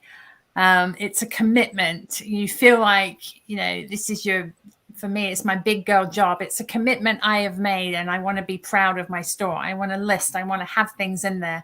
I want it to be nice. I want it to be a good experience. You have a certain investment in it when you have the store. And like was already said, you get a certain number of listings without having to pay per listing. And I believe your final value fees are lower. And obviously you get most of your what you spend to have the store back in a coupon for supplies every 3 months. And as I said before, I get the tape. I know Kat hates the tape, but don't get the tape. I think everybody covered it. It's just so thin. You have to put 3 layers to equal one of regular tape. Yeah, but it's still cheaper than the other tape. I'm going to send you a link, Tiffany, and a test roll, and then you'll not get it. Do you get the sticker mule tape? No. No, I get a really good brand off of Amazon, but I heard there might be a new brand coming onto the market soon. That's all I can say. I probably wasn't supposed to say that. Ooh. I'm gonna drink my drink now. Mysterious. So there's a couple other benefits to an eBay store. You can actually send out newsletters to any of your followers and people that are following your store. You can send out special discounts to them as well. Also, too, though, you can customize your store, so you can actually add personal information. You can actually link your social media accounts now to your eBay store, and you can actually share items directly from your eBay store to your social media accounts. So there are. I didn't know that. Yeah, they're doing a lot of social. eBay starting to really push social. Most of you, if you go check your eBay stores, there's like a new social button available. Yep. And they've had it beta testing for a while, so they're probably smart to make it a little bit more of a social network platform over time. So It just took them 25 years to get there, but better late than never, I guess. 25 years to figure it out too. Give them time. This message is actually for Cary here. So I've been looking for a picture to sell my underwear. So your picture's gonna be great to use. There you go. Just give me like a cut, not of the underwear, but of the money that you make. So this is actually a really good question here, because I just went through this with my store here. But is there any action tips that you can do for eBay, Poshmark, when you put your store on vacation mode? Do you guys stop sending offers? Do you guys change your handling time? What exactly is your plan of action? What I've done in the last several years is I just extend my handling time. So if I am gone for a couple weeks, I just extend my handling time to as long as it'll let me. And I don't even put my store in vacation mode. And then I let people know that we will be shipping in whatever amount of time that we're gone when we get back. But that's what I do. That way I can keep pushing stuff. I could even continue to list if I found something on the road, and it's just going to have that extended handling time. That's what we've done. Yeah, we've done that. And then this last trip that we took for the 5 weeks, we actually trained my daughter to do our shipping for us. So we were able to ship stuff back from the state that we were in, and she would get it, and she would handle everything that sold for us. And that worked out well. Yeah, same. For me, it depends on where I'm going. Once a year, we go up to Navajo Lake in Utah fishing, and we get absolutely zero reception. I can't even get online. So for that, I'm going to extend my handling time for the amount of time I'm gone. If I'm going somewhere where I do have online access, but I just can't ship my items, what I do is I extend my handling time. And then as my vacation goes on, I log on and I reduce it every day. So it starts out being, say, 10 days. And then as my vacation progresses, I shorten it and shorten it and shorten it. So it doesn't look like I'm really gone for a whole lot of time, only at the beginning of my time away. So. Yeah, and that's kind of what I do. And I see Karen saying, don't send offers. I sent offers the whole time I was on vacation. And because I had that extended handling time, but in my offers that I sent, I put, if you accept this offer, we're on vacation, we'll return on May 5th, and it will be shipped out when we return. So I still sent offers, and I set up the automatic message when they bought stuff that they automatically got, hey, we're on vacation, we'll return on this day. And I let them know if that's too late, just let me know and I'll cancel. So that's what I did. I did not stop offers. I did not stop listing the whole time I was on vacation. So I would say if I'm away for 7 days or less, I just extend my shipping time. But I think a week's my cutoff when I put my store in vacation mode. If I'm over a week, I will put it in vacation mode. Like when I went to Europe, I was away for 10 days. I put it on vacation mode, but I ended at day 8 or day 7. And then that way I still had like a 3-day shipping. So when I got back, the algorithm started back up. I can do my eBay. But I also recommend right before you leave, line up like 50 items and take all your photos of your items. So when you get back, you hit the ground rolling, because you need to kick the algorithm back, get it going again. And you want to just list a lot when you get back, because it's the only thing to really give your store a kickstart. So that was one thing that I regret I didn't do. And if next time I go away for a long period of time, I will have a bunch of pictures and a bunch of items already set up. So when I get home, I can just quick list them right away to get them started. All right, to start reselling, what platform is best to start on? And should I start only on one or many? I would always start with eBay because that's where you're going to get the most traction, the quickest. It's not the easiest one to begin with. Mercari's super simple, and a lot of people I know have started on Mercari as opposed to eBay. But I would start on eBay because that's where you're going to get the most traction. I also don't see any problem with starting with multiple at the same time, honestly. Mercari, eBay, and then you could cross list using lists perfectly. There's a lot in Poshmark. It just depends on what you want to sell, but I would start with eBay if you're only going to select one. I would say eBay, and me personally, I would probably just stick with that until I got the hang of what I was doing and then venture off into other things, just because I wouldn't want to put myself in too many things at once during the learning process. I absolutely agree with that. If you can list on eBay, you can handle any of the other platforms really easily. One thing I would do as you're starting as a reseller is build up your feedback a little bit. Go onto eBay with your new account, buy some stuff, buy what you need, buy pens, buy labels, buy toothpaste, whatever you need, get it on eBay. And that way you'll get some feedback and you'll be more credible as a new seller when you start listing items. Nobody wants to go buy something from somebody with zero feedback. It's a little bit scary. So it's always a good idea to get, 10, 20 feedbacks as a buyer, easy to do, and it takes you a long way. Yeah, I'm going to agree. I would just start on eBay because it is one of the hardest to learn. I would say Amazon was a little bit harder for me to learn than eBay was. I would do eBay, but a lot of people lately have been telling me they're getting restrictions of 10 items. So if that's the case, I would list those 10 on eBay, and then I would go to either Mercari, Posh. Etsy is a little bit difficult to figure out as well. Etsy's got a lot to fill out too.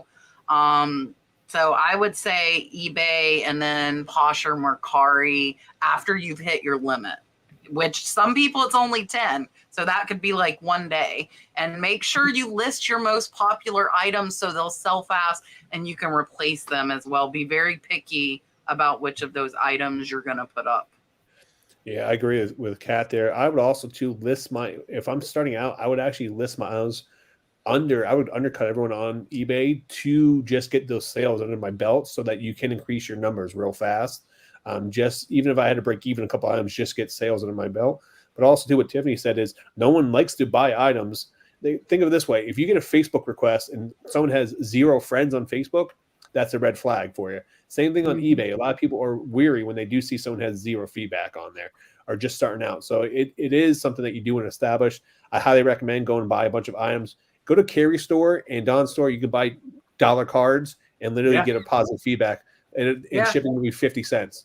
So that's something that I always recommend people buy sports cards because you can get them for $1 and shipping maybe even be free or 50 cents. Something you can quick do, but buy from a bunch of different sellers.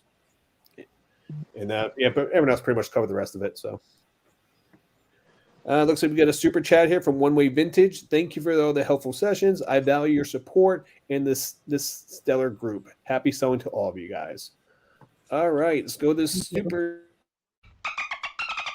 chat. Thank you. We appreciate you. All right, Kathy Adams here. When starting out on eBay, would you run auctions or wait to have some positive feedback or perhaps followers? Wow, this just picked up where the last one where we left off with. Do you see auctions if you are new? Do you see your auctions if you're new? Yep. I mean, I think, people would see it, they would see your auctions. I wouldn't start with auctions. I would just do buy it now at whatever the low. I still do this to this day. It's the same thing I've done the whole time I've been on eBay is I'll do a buy it now and I'll see what the low is, current market value and then I undercut it sometimes by pennies. And that's how I move stuff. So I would just do buy it now. And then if you want to gather positive feedback quick, you can buy stuff and receive feedback that way. Or you can sell some really low end items, that you might even lose money on, stickers, sports cards or something, and then build up a feedback that way. Yeah, we don't really do auctions on eBay. So like he said, I would or someone else mentioned, I'd go in and buy stuff to build your feedback. But yeah, list some lower end items to sell quick, like he said. And then we always do OBO on everything. So instead of doing auctions that we like to do, we like to be lower and don't have OBO on everything. And sometimes Cary likes to just gauge where it's at. If he's getting a lot of offers right away, then he knows he's priced it too low and he might go in and adjust the price based off of that. So that will give you an idea on where to price your item sometimes. But we don't really typically do those auctions on eBay. We do them on Whatnot now. Yeah, when I started on eBay way back in 2002, everything was an auction. It was new, it was fun, it was exciting. But as time has gone on, the trend is, and I think this is the fault of Amazon, it's immediate gratification. If you want something, you just want to go on, you want to buy it, and you want to get it now. So auctions have sort of gone by the wayside, except for something that is super hard to find, super collectible. That's where your auctions come in. If there's just one or two of something and you know there's a big market for it, that's when you want to run an auction. But as a new seller, I personally would not risk it. You're going to end up being disappointed in the sales price. If you have things that you feel auction material, super rare, super collectible, autograph things,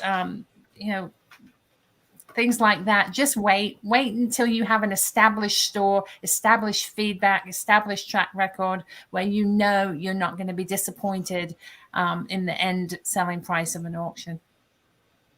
So I'm going to kind of counter some of what Tiffany said, only because of doing my research videos. If you have that item, like she said, that there's only one or two and it's super collectible and rare, they're not going to care what your feedback score is because they want that item. So I think you'll still get a good price, but those items are few and far between.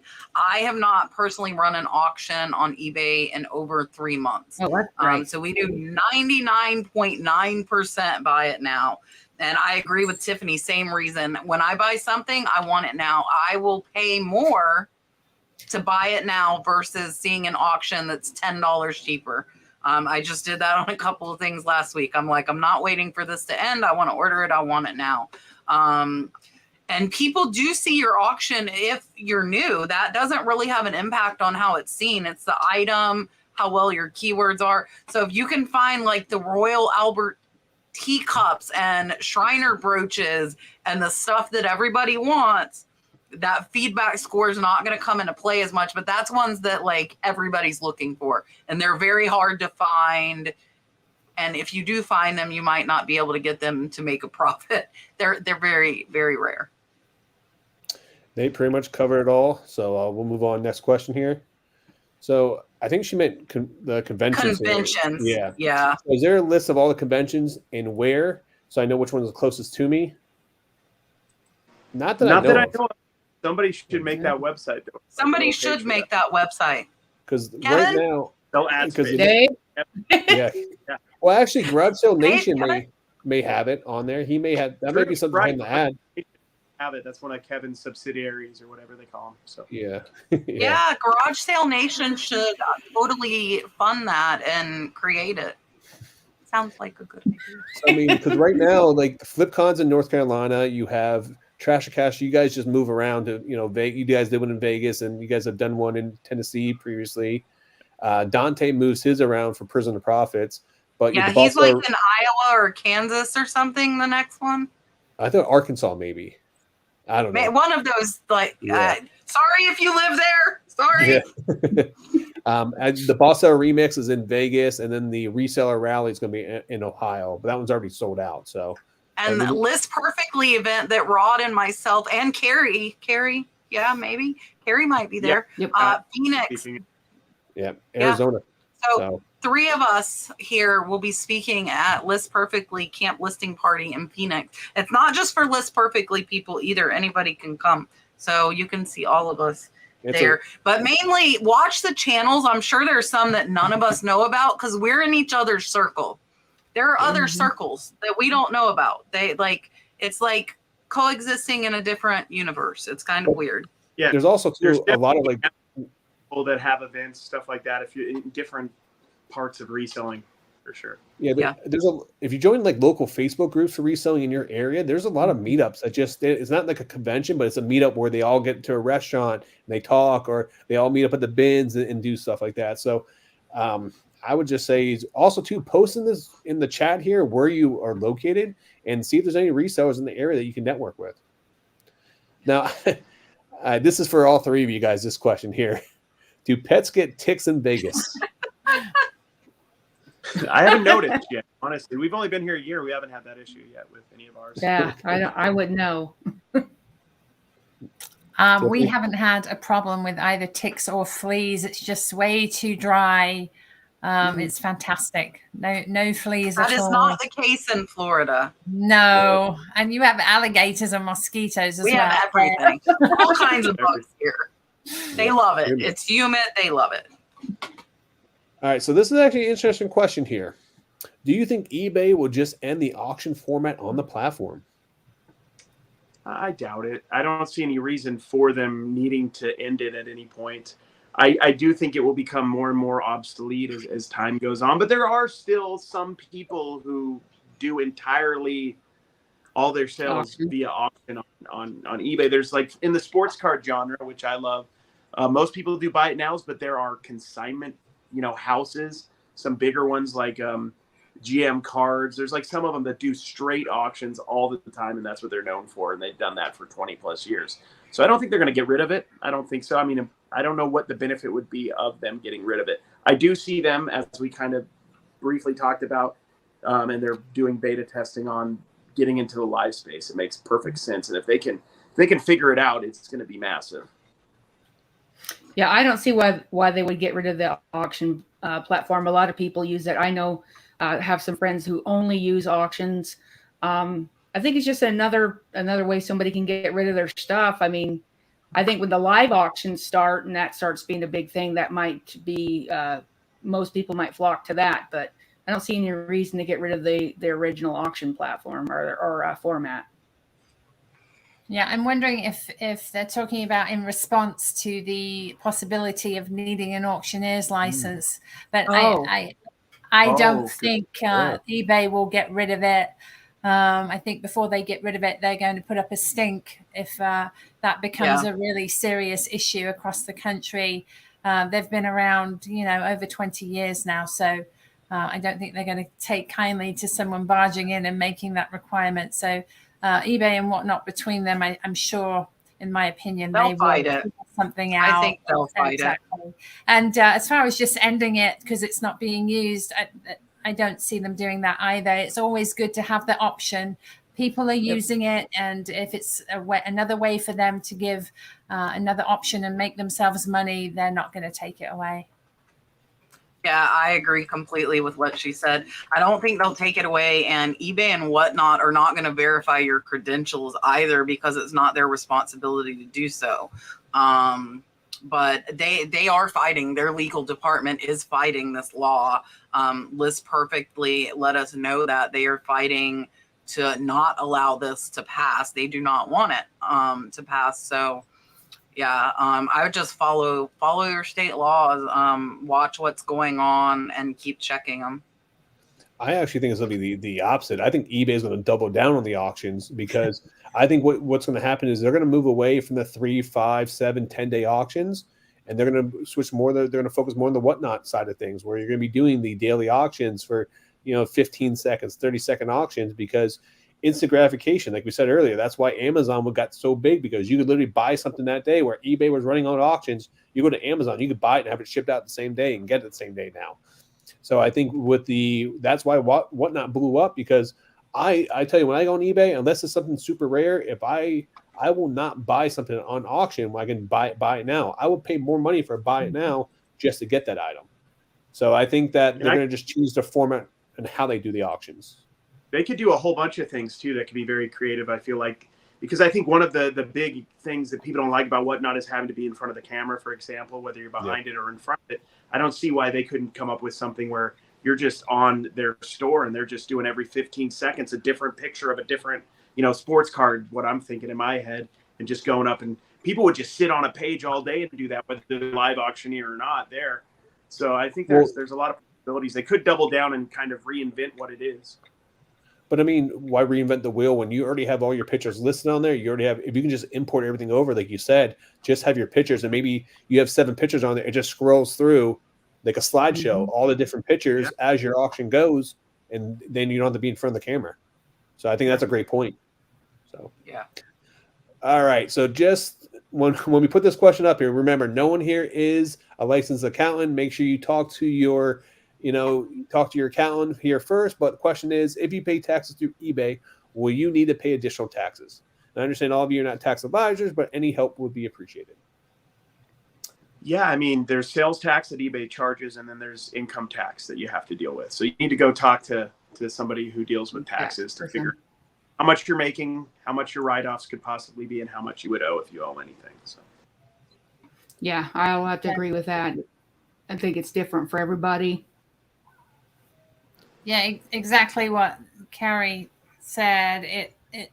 The taxes that eBay takes and deals with for you is sales tax. Mm-hmm. The tax that you are responsible for as a reseller is going to be income tax that you have to declare what you make and then pay a percentage minus your deductions. So as they both said, do contact a CPA or TurboTax or H&R Block or whoever, but get some professional advice. Yeah, for sure. And everybody's tax bracket's different as well, whether your spouse works or, like what other income you have coming in. CPAs pay for themselves. They will find you deductions you have no idea you can use. I highly suggest everybody get one, even if it's only once a year for your taxes, or to go get some tax planning done with one. It's worth it, guys. It's worth it. There's a famous saying that says, don't step over $100 bills to pick up pennies. If you try to do it yourself, you're going to leave all that money on the table there. So, but also to remember, they changed the tax law this year. So pretty much anyone who sells on eBay, if you sell over $600, you're going to hit with that tax form at the end of the year. So keep that in mind, because before you had to sell $20,000 and 200 transactions, you're going to hit with your 1099. This year, at the end of this year, everyone's pretty much going to hit with the 1099 if you sell on a social media platform. So I swear to God, this is a plant here, this question. Has anyone sold on Bonanza? We know somebody honestly, who does. Yeah, I know somebody who does. Well, just so people know, let's give a little background. Bonanza, you can actually import. It's another selling platform. You can actually import all your eBay listings for free directly to Bonanza. Yeah, you can. And it's been around for as long as I've been on eBay, which is like, I've been on eBay for 11, 12 years now. Kevin Commonwealth Picker always talks about it. He gets an occasional sale. I have had sales on Bonanza back in the day when I first started. I don't really see anything wrong with I give Kevin a hard time because it's funny, but like it's super easy. It's super easy to export your stuff over there, and it doesn't cost any extra additional money. So I don't see any reason with not doing it. I wouldn't expect much from it, but it might get you an occasional sale like Kevin that you can brag about on social media with. I've never used Bonanza, so I wouldn't know. Isn't Bonanza like MySpace? I haven't used it either. The best analogy, it's the MySpace of reselling, pretty much. Yeah, there's still MySpace. Nobody uses it though. Yeah. Kat, have you ever sold on it? I know somebody who sells on it too, and they get a few sales a month. I don't. So I've sold on it before. I just imported all my eBay listings over. It's weird because you randomly get a sale, like it comes in your email and say, hey, you sold it. I'm like, what did I sell that on? And then you realize it's Bonanza and stuff like that. So that was a long time ago. But I will tell you, their SEO search, they used to pop up a lot on Google back in the day. When they would, post up the items and stuff like that, they used to pop up more than eBay did sometimes. But all right. So has anyone done eBay live show yet? Has anyone here been invited to it? No, I'm hoping that I can work that out when it does start happening, but it's only been beta tested by very particular, big name people, like in this card space, big card breakers basically have done it, and then celebrities at this point. So I imagine it will be opening up, I would hope, in the next couple of years though, for everybody. No, that's a no. I haven't, but I think Carrie got into one, and we were watching one. It was for cards, Watch of one. course. Yeah. But no, we haven't done one. Right, exactly as Carrie and Dawn said, only open to humongous sellers right now, just the test market. Yeah, I'm gonna echo that. Yeah, same thing. I will say I did watch one probably last week, and they were the amount of people that came in there to watch. It was for cards, and the amount of people. I mean, they were jumping up by 500 people at a time. I mean, there was thousands in there, so it is for bigger sellers on there. But it is interesting. We'll see how it turns out there going forward. But all right, do you think YouTube live sales are heading downward for resellers? And I also like to add too. Do you think YouTube will add a platform for us to sell on too in the future? I think YouTube probably will. I mean, I have 2 TikTok accounts. I got just accepted for TikTok Shop Live on both of them. I'm not 100% sure how it works yet, but I imagine it could be somewhat similar to Whatnot in the sense that you could maybe post stuff and sell it and have it, transaction through TikTok. But I think YouTube lives don't they never made sense for me because I just didn't want to deal with all the back end work for it. But with Whatnot here and their ability to keep track of all your sales for you and take the money and make it simple, it seems like, YouTube sales are a little bit. I mean, Kat, you've done them in the past. I mean, I think they're probably a lot of work for the fact that now you can do it easier. Yeah, I've never actually done a YouTube live sell. I've watched a few of them. It looks like it's a lot of work. But it seems like a lot of the social media platforms are turning into selling sites, and the selling sites are wanting to turn to social media platforms. So it seems like they're all kind of just going to be hand in hand in one point in We're time. interweaving like son-in-law. Exactly. It's all just going to mesh together. But I think that's beneficial for most people. Absolutely. It's true. It's true. They're not necessarily heading downward, but sites like Whatnot are making it so much easier for YouTubers to sell their items because they don't have to do the work. Like Carrie and Dawn was saying, when you're selling on Whatnot, all you have to do is sell the item. Whatnot immediately bills your buyer. It's deducted from their credit card. You don't have to worry about contacting them on email or sending an invoice or waiting for them to pay or creating a label. All you have to do is pack up your item and print the label, and it's done. And it's worth the fee for the time it takes. So if you are a high volume live sale seller, Whatnot is becoming the way to go just because of the time savings and the ease of all of it. You can do a live sale every day instead of having to do all the back end work that Whatnot now does for you. Yeah, so I think the channels that have built themselves up to be YouTube live sales seem to still be doing very well. I did live sales, but I did not make my channel or build it up to be a live sale channel. So for me, I do much, much better on Whatnot. And I like Whatnot better because of exactly what Tiffany said, because I would have to email people. They'd forget to email me. Some of them didn't pay. It wasn't a high percentage, but it was a ton of work and time. And then I'd have to go request the money from them in PayPal, go to Pirate Ship, print the label. It was a lot of work. Whatnot totally simplifies that. I'm happy to pay a fee for those services. But I don't think those channels that have created their channels and built that audience, I don't think they are suffering. I agree with Kat.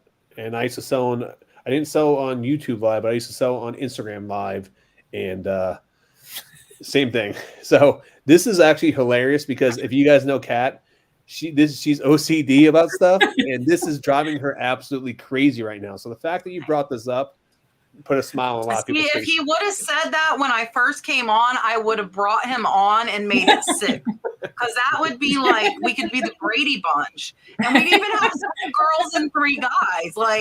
So Scott, you're like an hour too late. Because you could have come on and been one of the Brady brothers. There you go.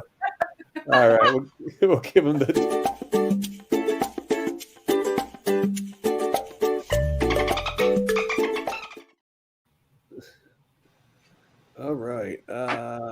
Oh, we got another one here. Not sure what happened to the rest of my question previously. Is Kat ever going to be in the Trash to Cash, or are all the guys going to come to Kat's chat? Well, I for one would. I don't I'd know. love that. That'd be great. Yeah, I would go on if they want me to come on. I'd have to put on a different face. I'd have to take off my teacher face though. Like, it would be the exact opposite of this podcast, whereas we learn a lot here and we talk a lot about nothing. Trash to Cash. I'm 100% sure you could hang and you would enjoy it, but would you want to ruin everything you built? That's the thing, because Trash to Cash helps no one hurt everything. So maybe. Yeah, Maybe. you have kids, so you'll be able to deal with them. I mean, as It's long just as you're like, prepared. I've dealt with them all in person, so I mean, I'm okay. You just have to be I prepared can to talk handle about poop. them. That's about it. Poop, Yeah, lots of exactly. We poop. do have a heavy emphasis on poop. Yes, that is correct, Yes, Roddy. it's very true. All right. Well, here's your super chat. Welcome to the flipping family. Whoops, it's Nope, okay. wrong one. I'm staying here because I didn't want to switch it. So Rod's in the driver's seat. I'm in the middle of the back, maybe the front seat. We're in a full what's it called? A full bench truck. I feel like I'm in the middle seat, but it's okay. I'm in the booster seat. That's where I am. All right. So where do you guys seeing Whatnot going? Do you think it's going to overtake eBay? I don't think it's going to overtake eBay. I think it's going to be big though, and because eBay and Whatnot are similar but different, and I think they're going to serve different things. Kind of like Amazon is bigger than eBay, but they're different, right? I mean, they're just different things, although they're similar. And I think Whatnot's going to continue to get bigger and bigger and bigger, and whether people like it or not, it's gonna be a site you're going to have to decide whether you want to sell on, because if you do decide to sell on it, you can make a good living if you attack it the right way, I believe. I think Whatnot's basically trying to become eBay a little bit with the store and all that, and now eBay's trying to become Whatnot with the live auctions. I do think my personal opinion is if eBay could do what Whatnot could, eBay would win that competition, I think, personally. But I wouldn't see Whatnot going anywhere, even if eBay starts being able to do the live auctions. I mean, Whatnot's a fun platform. It's still different from eBay. It still sets itself apart. But I do think eBay would definitely give Whatnot a run for its money if it can get the live auctions going as they do. But I love Whatnot, though. And Dawn's exactly right. They're two different animals, apples and oranges. eBay is where you go when you want something. You type it in, you find it, and you buy it. You get what you want. And Whatnot is a social media platform. It's an entertainment platform. You can't go on there and necessarily find exactly what you want, exactly what you're looking for. You're shopping around, you're having fun, you're talking to people, and you might buy this, you might buy that. It's not a shopping specific site. It's like Dawn said, it's fun. It's somewhere to go if you're stuck in the house on a Friday night. And you can have fun in like a party in your jammies with friends. Hang out with Kat on a Friday night. Exactly. Buy some jewelry. Yay. I'm not his teacher face on Whatnot. I will tell you that. I'm not. You don't see me, but you hear me. And last night I was like punch drunk, tired, and I was being absolutely ridiculous. If you were in my Whatnot show last night, because this is day 4 of 13-hour days, and I am tired. I'm tired. I don't think Whatnot's going to take over eBay. I agree with Tiffany. Whatnot's more like impulse buys or seeing stuff you don't know you needed and then you buy it. I think some of it is searching, some pre-bids, and like with some of mine, they're worth more for resellers. So I catalog, and if they research it, but I think the majority of them, I feel like they're impulse buy. Do you guys agree? Yeah. Whatnot's focus on niche markets. So I mean, they don't even have a whole open marketplace yet, because they have vintage clothing, they have comic books, sports cards, stuff like that. But there's other categories. They're still opening every month. They're opening new categories on Whatnot.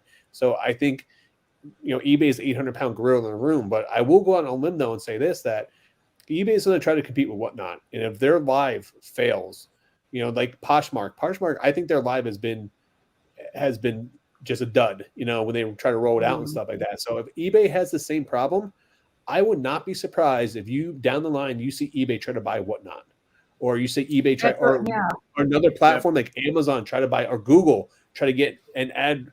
I can see this right now. I'm going to say is I can see Google trying to buy Whatnot to implement the Whatnot into YouTube for the YouTube selling aspect of it.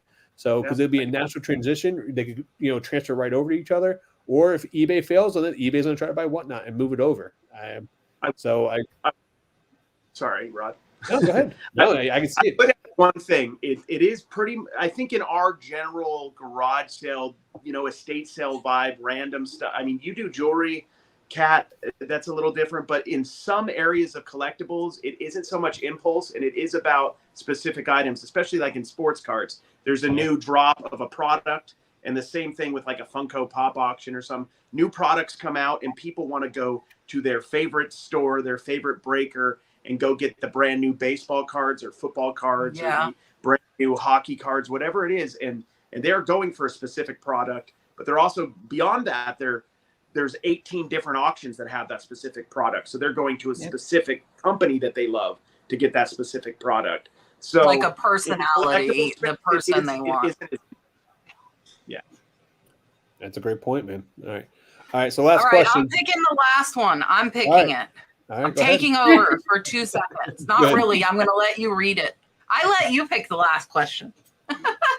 Do you use and find reseller support sites worth pointing this perfectly to be beneficial for their costs?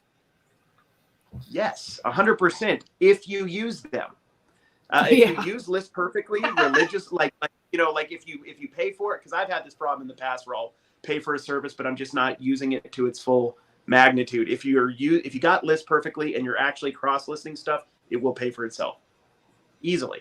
And the same thing with even WorthPoint or any of those things. If you're actually using them consistently for what they're intended to be used for, you'll make money on it, almost guaranteed, would be my thought. I have to second that. If you're going to pay for it and you're using it, it's definitely beneficial. But if you are not, I mean, I do that with my TV subscriptions like Netflix and all that. I have so many of them. I don't even use them. And I'm like, why am I paying for this? But those, since they can be beneficial to your business, I would at least give them a try and see if it does help your business even more. If you find out it doesn't, then maybe try something else. But definitely, if you pay for it, use it. Absolutely. And let me just give you an example of WorthPoint. WorthPoint is a site that gives you values of specific items that have sold in the marketplace. And it's just an amazing wealth of information. So if you're in Goodwill, for example, and you pick up something, you've never seen it before, and you snap a picture and it comes up in your Google search on WorthPoint, and you have a subscription, you can tell immediately what you can ask for it on eBay. It saves so much time, and you can probably pay for your annual subscription in time and in pricing your item correctly in just 2 or 3, maybe one item, maybe 2 or 3. Definitely worth it if you use it. Yeah, I'm going to agree. As long as you're using it, it's worth it. With WorthPoint, if you keep hitting it, like Tiffany said with Google Lens, if you're selling stuff and you keep running into WorthPoint and you're like, I can't see the price, that's when I finally subscribed, because I kept running into it and I couldn't get it because I wasn't paying. And List Perfectly, yeah, I mean, just $2 a day in sales covers List Perfectly. Yeah, so Christy's saying WorthPoint pays for itself every month with one item. Guys, listen, I don't know where she put it. I have a little ashtray I picked up in Key West, and I told everybody it was worth $30. It's worth $400. I looked it up on WorthPoint. I paid $1 at a garage sale, and I've already had people asking questions. It's from this closed bar in New York City. and it sold for $400 last year. I would not have known that except for WorthPoint, because the last one that sold on eBay sold for $30. So guess what? That seller just cost themselves over $300 by not looking up the history. They just randomly priced it, and I'm like, I'm going to look this up. $400 sold in 2022. Yeah, I would say too is if you're a full-time seller, you have to have WorthPoint, and you have to be using cross-listing List Perfectly or some platform like that, because it's only going to help your business, especially if you're slow. You can listen to other platforms. But I had a similar situation that Kat did and Tiffany did too. Is I literally dropped a video today. It's my best yard sale of the year, I called it, and I literally bought a Billy D. Williams Colt 45 big neon. And when we were at the yard sale, we pulled up the eBay app, and we could not find it on there, but we could find some smaller ones that were selling for like $200, something like that. And later on, I ended up buying it. Later on, I went home, looked it up on WorthPoint, and the last one sold for like over $500 back in 2021. But it was 2 years ago of sales. I was just pulled up on my phone, so I actually ended up selling it for $450. So it literally made me probably an extra $200 or $150. That literally pays for WorthPoint for the entire year now for me, pretty much. So it's definitely well worth it. Highly recommend it. Kat, you want to close it out? Yeah, I can close it out. Thank you guys all for coming. Rod, thank you for running the ship tonight. I appreciate it. I have not missed one of my own shows in over 3 years until tonight. And I'm going to miss possibly part of next week as well, because I'll have my final exam for Auctioneer School. Cary, Dawn, Tiffany, thank you guys so much. I appreciate you very, very much. We will let everybody tell you guys goodbye, and then I will tell you who's going to be on next week after Rod lets you know what he's got going on. So here is Cary. Thanks everybody for watching the live with me and Dawn. We really do appreciate it. If you want to see more stuff that I do, check me out on American Arbitrage or my card channel, American Arbitrage Cards, or the Trash to Cash podcast if you're super bored and have nothing better to do. Here's Dawn.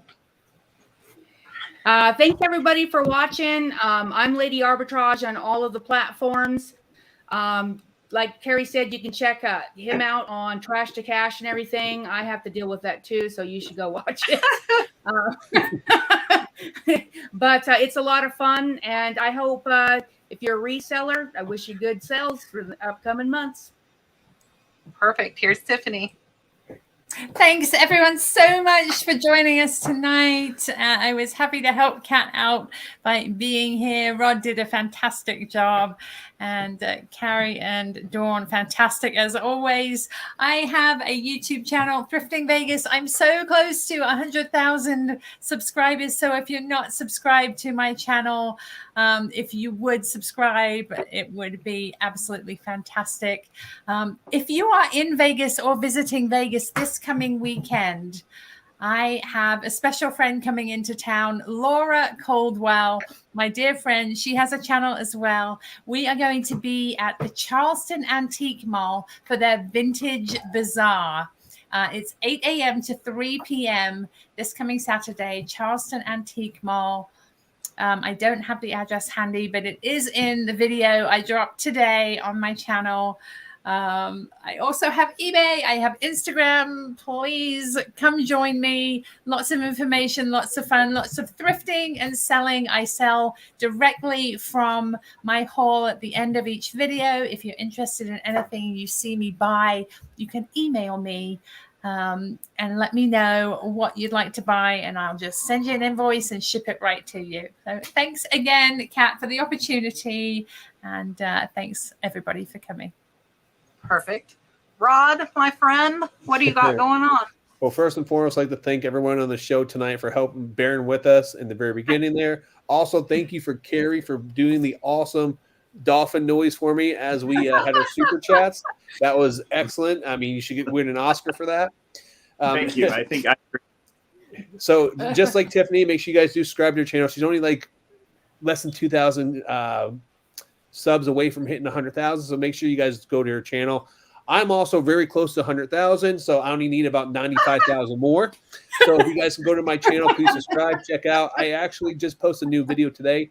It is the best yard sale I've been to all year long. So I have score after score. If you like Pyrex, you like video games, you like high-end collectibles, it was awesome. So check that out. Also, too, we always have extra questions we were unable to answer today. Please hit me up on Facebook or on Instagram. It's Picking and Punching. You can find me on all the platforms there. I will answer any questions or help you out. So Carrie's going to get a job for SeaWorld. Yes. I have classes. I will come see you. Awesome. So, SeaWorld. I want to say too, guys, thanks to our moderators, Marcia Red Cardinal Treasures. Her name's the same, Red Cardinal Treasures, on Whatnot. She sells jewelry like I do, as well as Instagram. And Mark OG&Z, who is late every single week. That is how we know who he is. I will be live on Whatnot tomorrow at 8:30, and then Thursday and Friday I'm on at 11:30 a.m. Eastern because I have night class Thursday and Friday. I'm glad it's not 13 hours. It's only 6 to 10. So I'm happy with that, and I'm off tomorrow. Next week, Tiffany is back as a guest. Tiffany will be back with us next week, along with Rachel Strickland. They are the two guests. Rod is going to be hosting again, guys. I have to take my final exam, and my good friend Katie Reeds will be filling in for me only until I get back because she's got the baby. So when I get back, Katie's going to scoot on out to take care of the baby, and she was gracious enough to fill in. I might be here on time if I take my exam fast enough. So yeah, definitely check me out on Whatnot. If you missed my high dollar what sold, I just put that out on Sunday, and then tomorrow will be another what sold as well. So thank you guys so much for coming. I don't have an outro because I've been going to 13-hour days of school for 4 days, so I don't have that either. So we appreciate you guys coming. We will see you next Tuesday and every Tuesday at 8 p.m. Eastern. Thank you guys so much.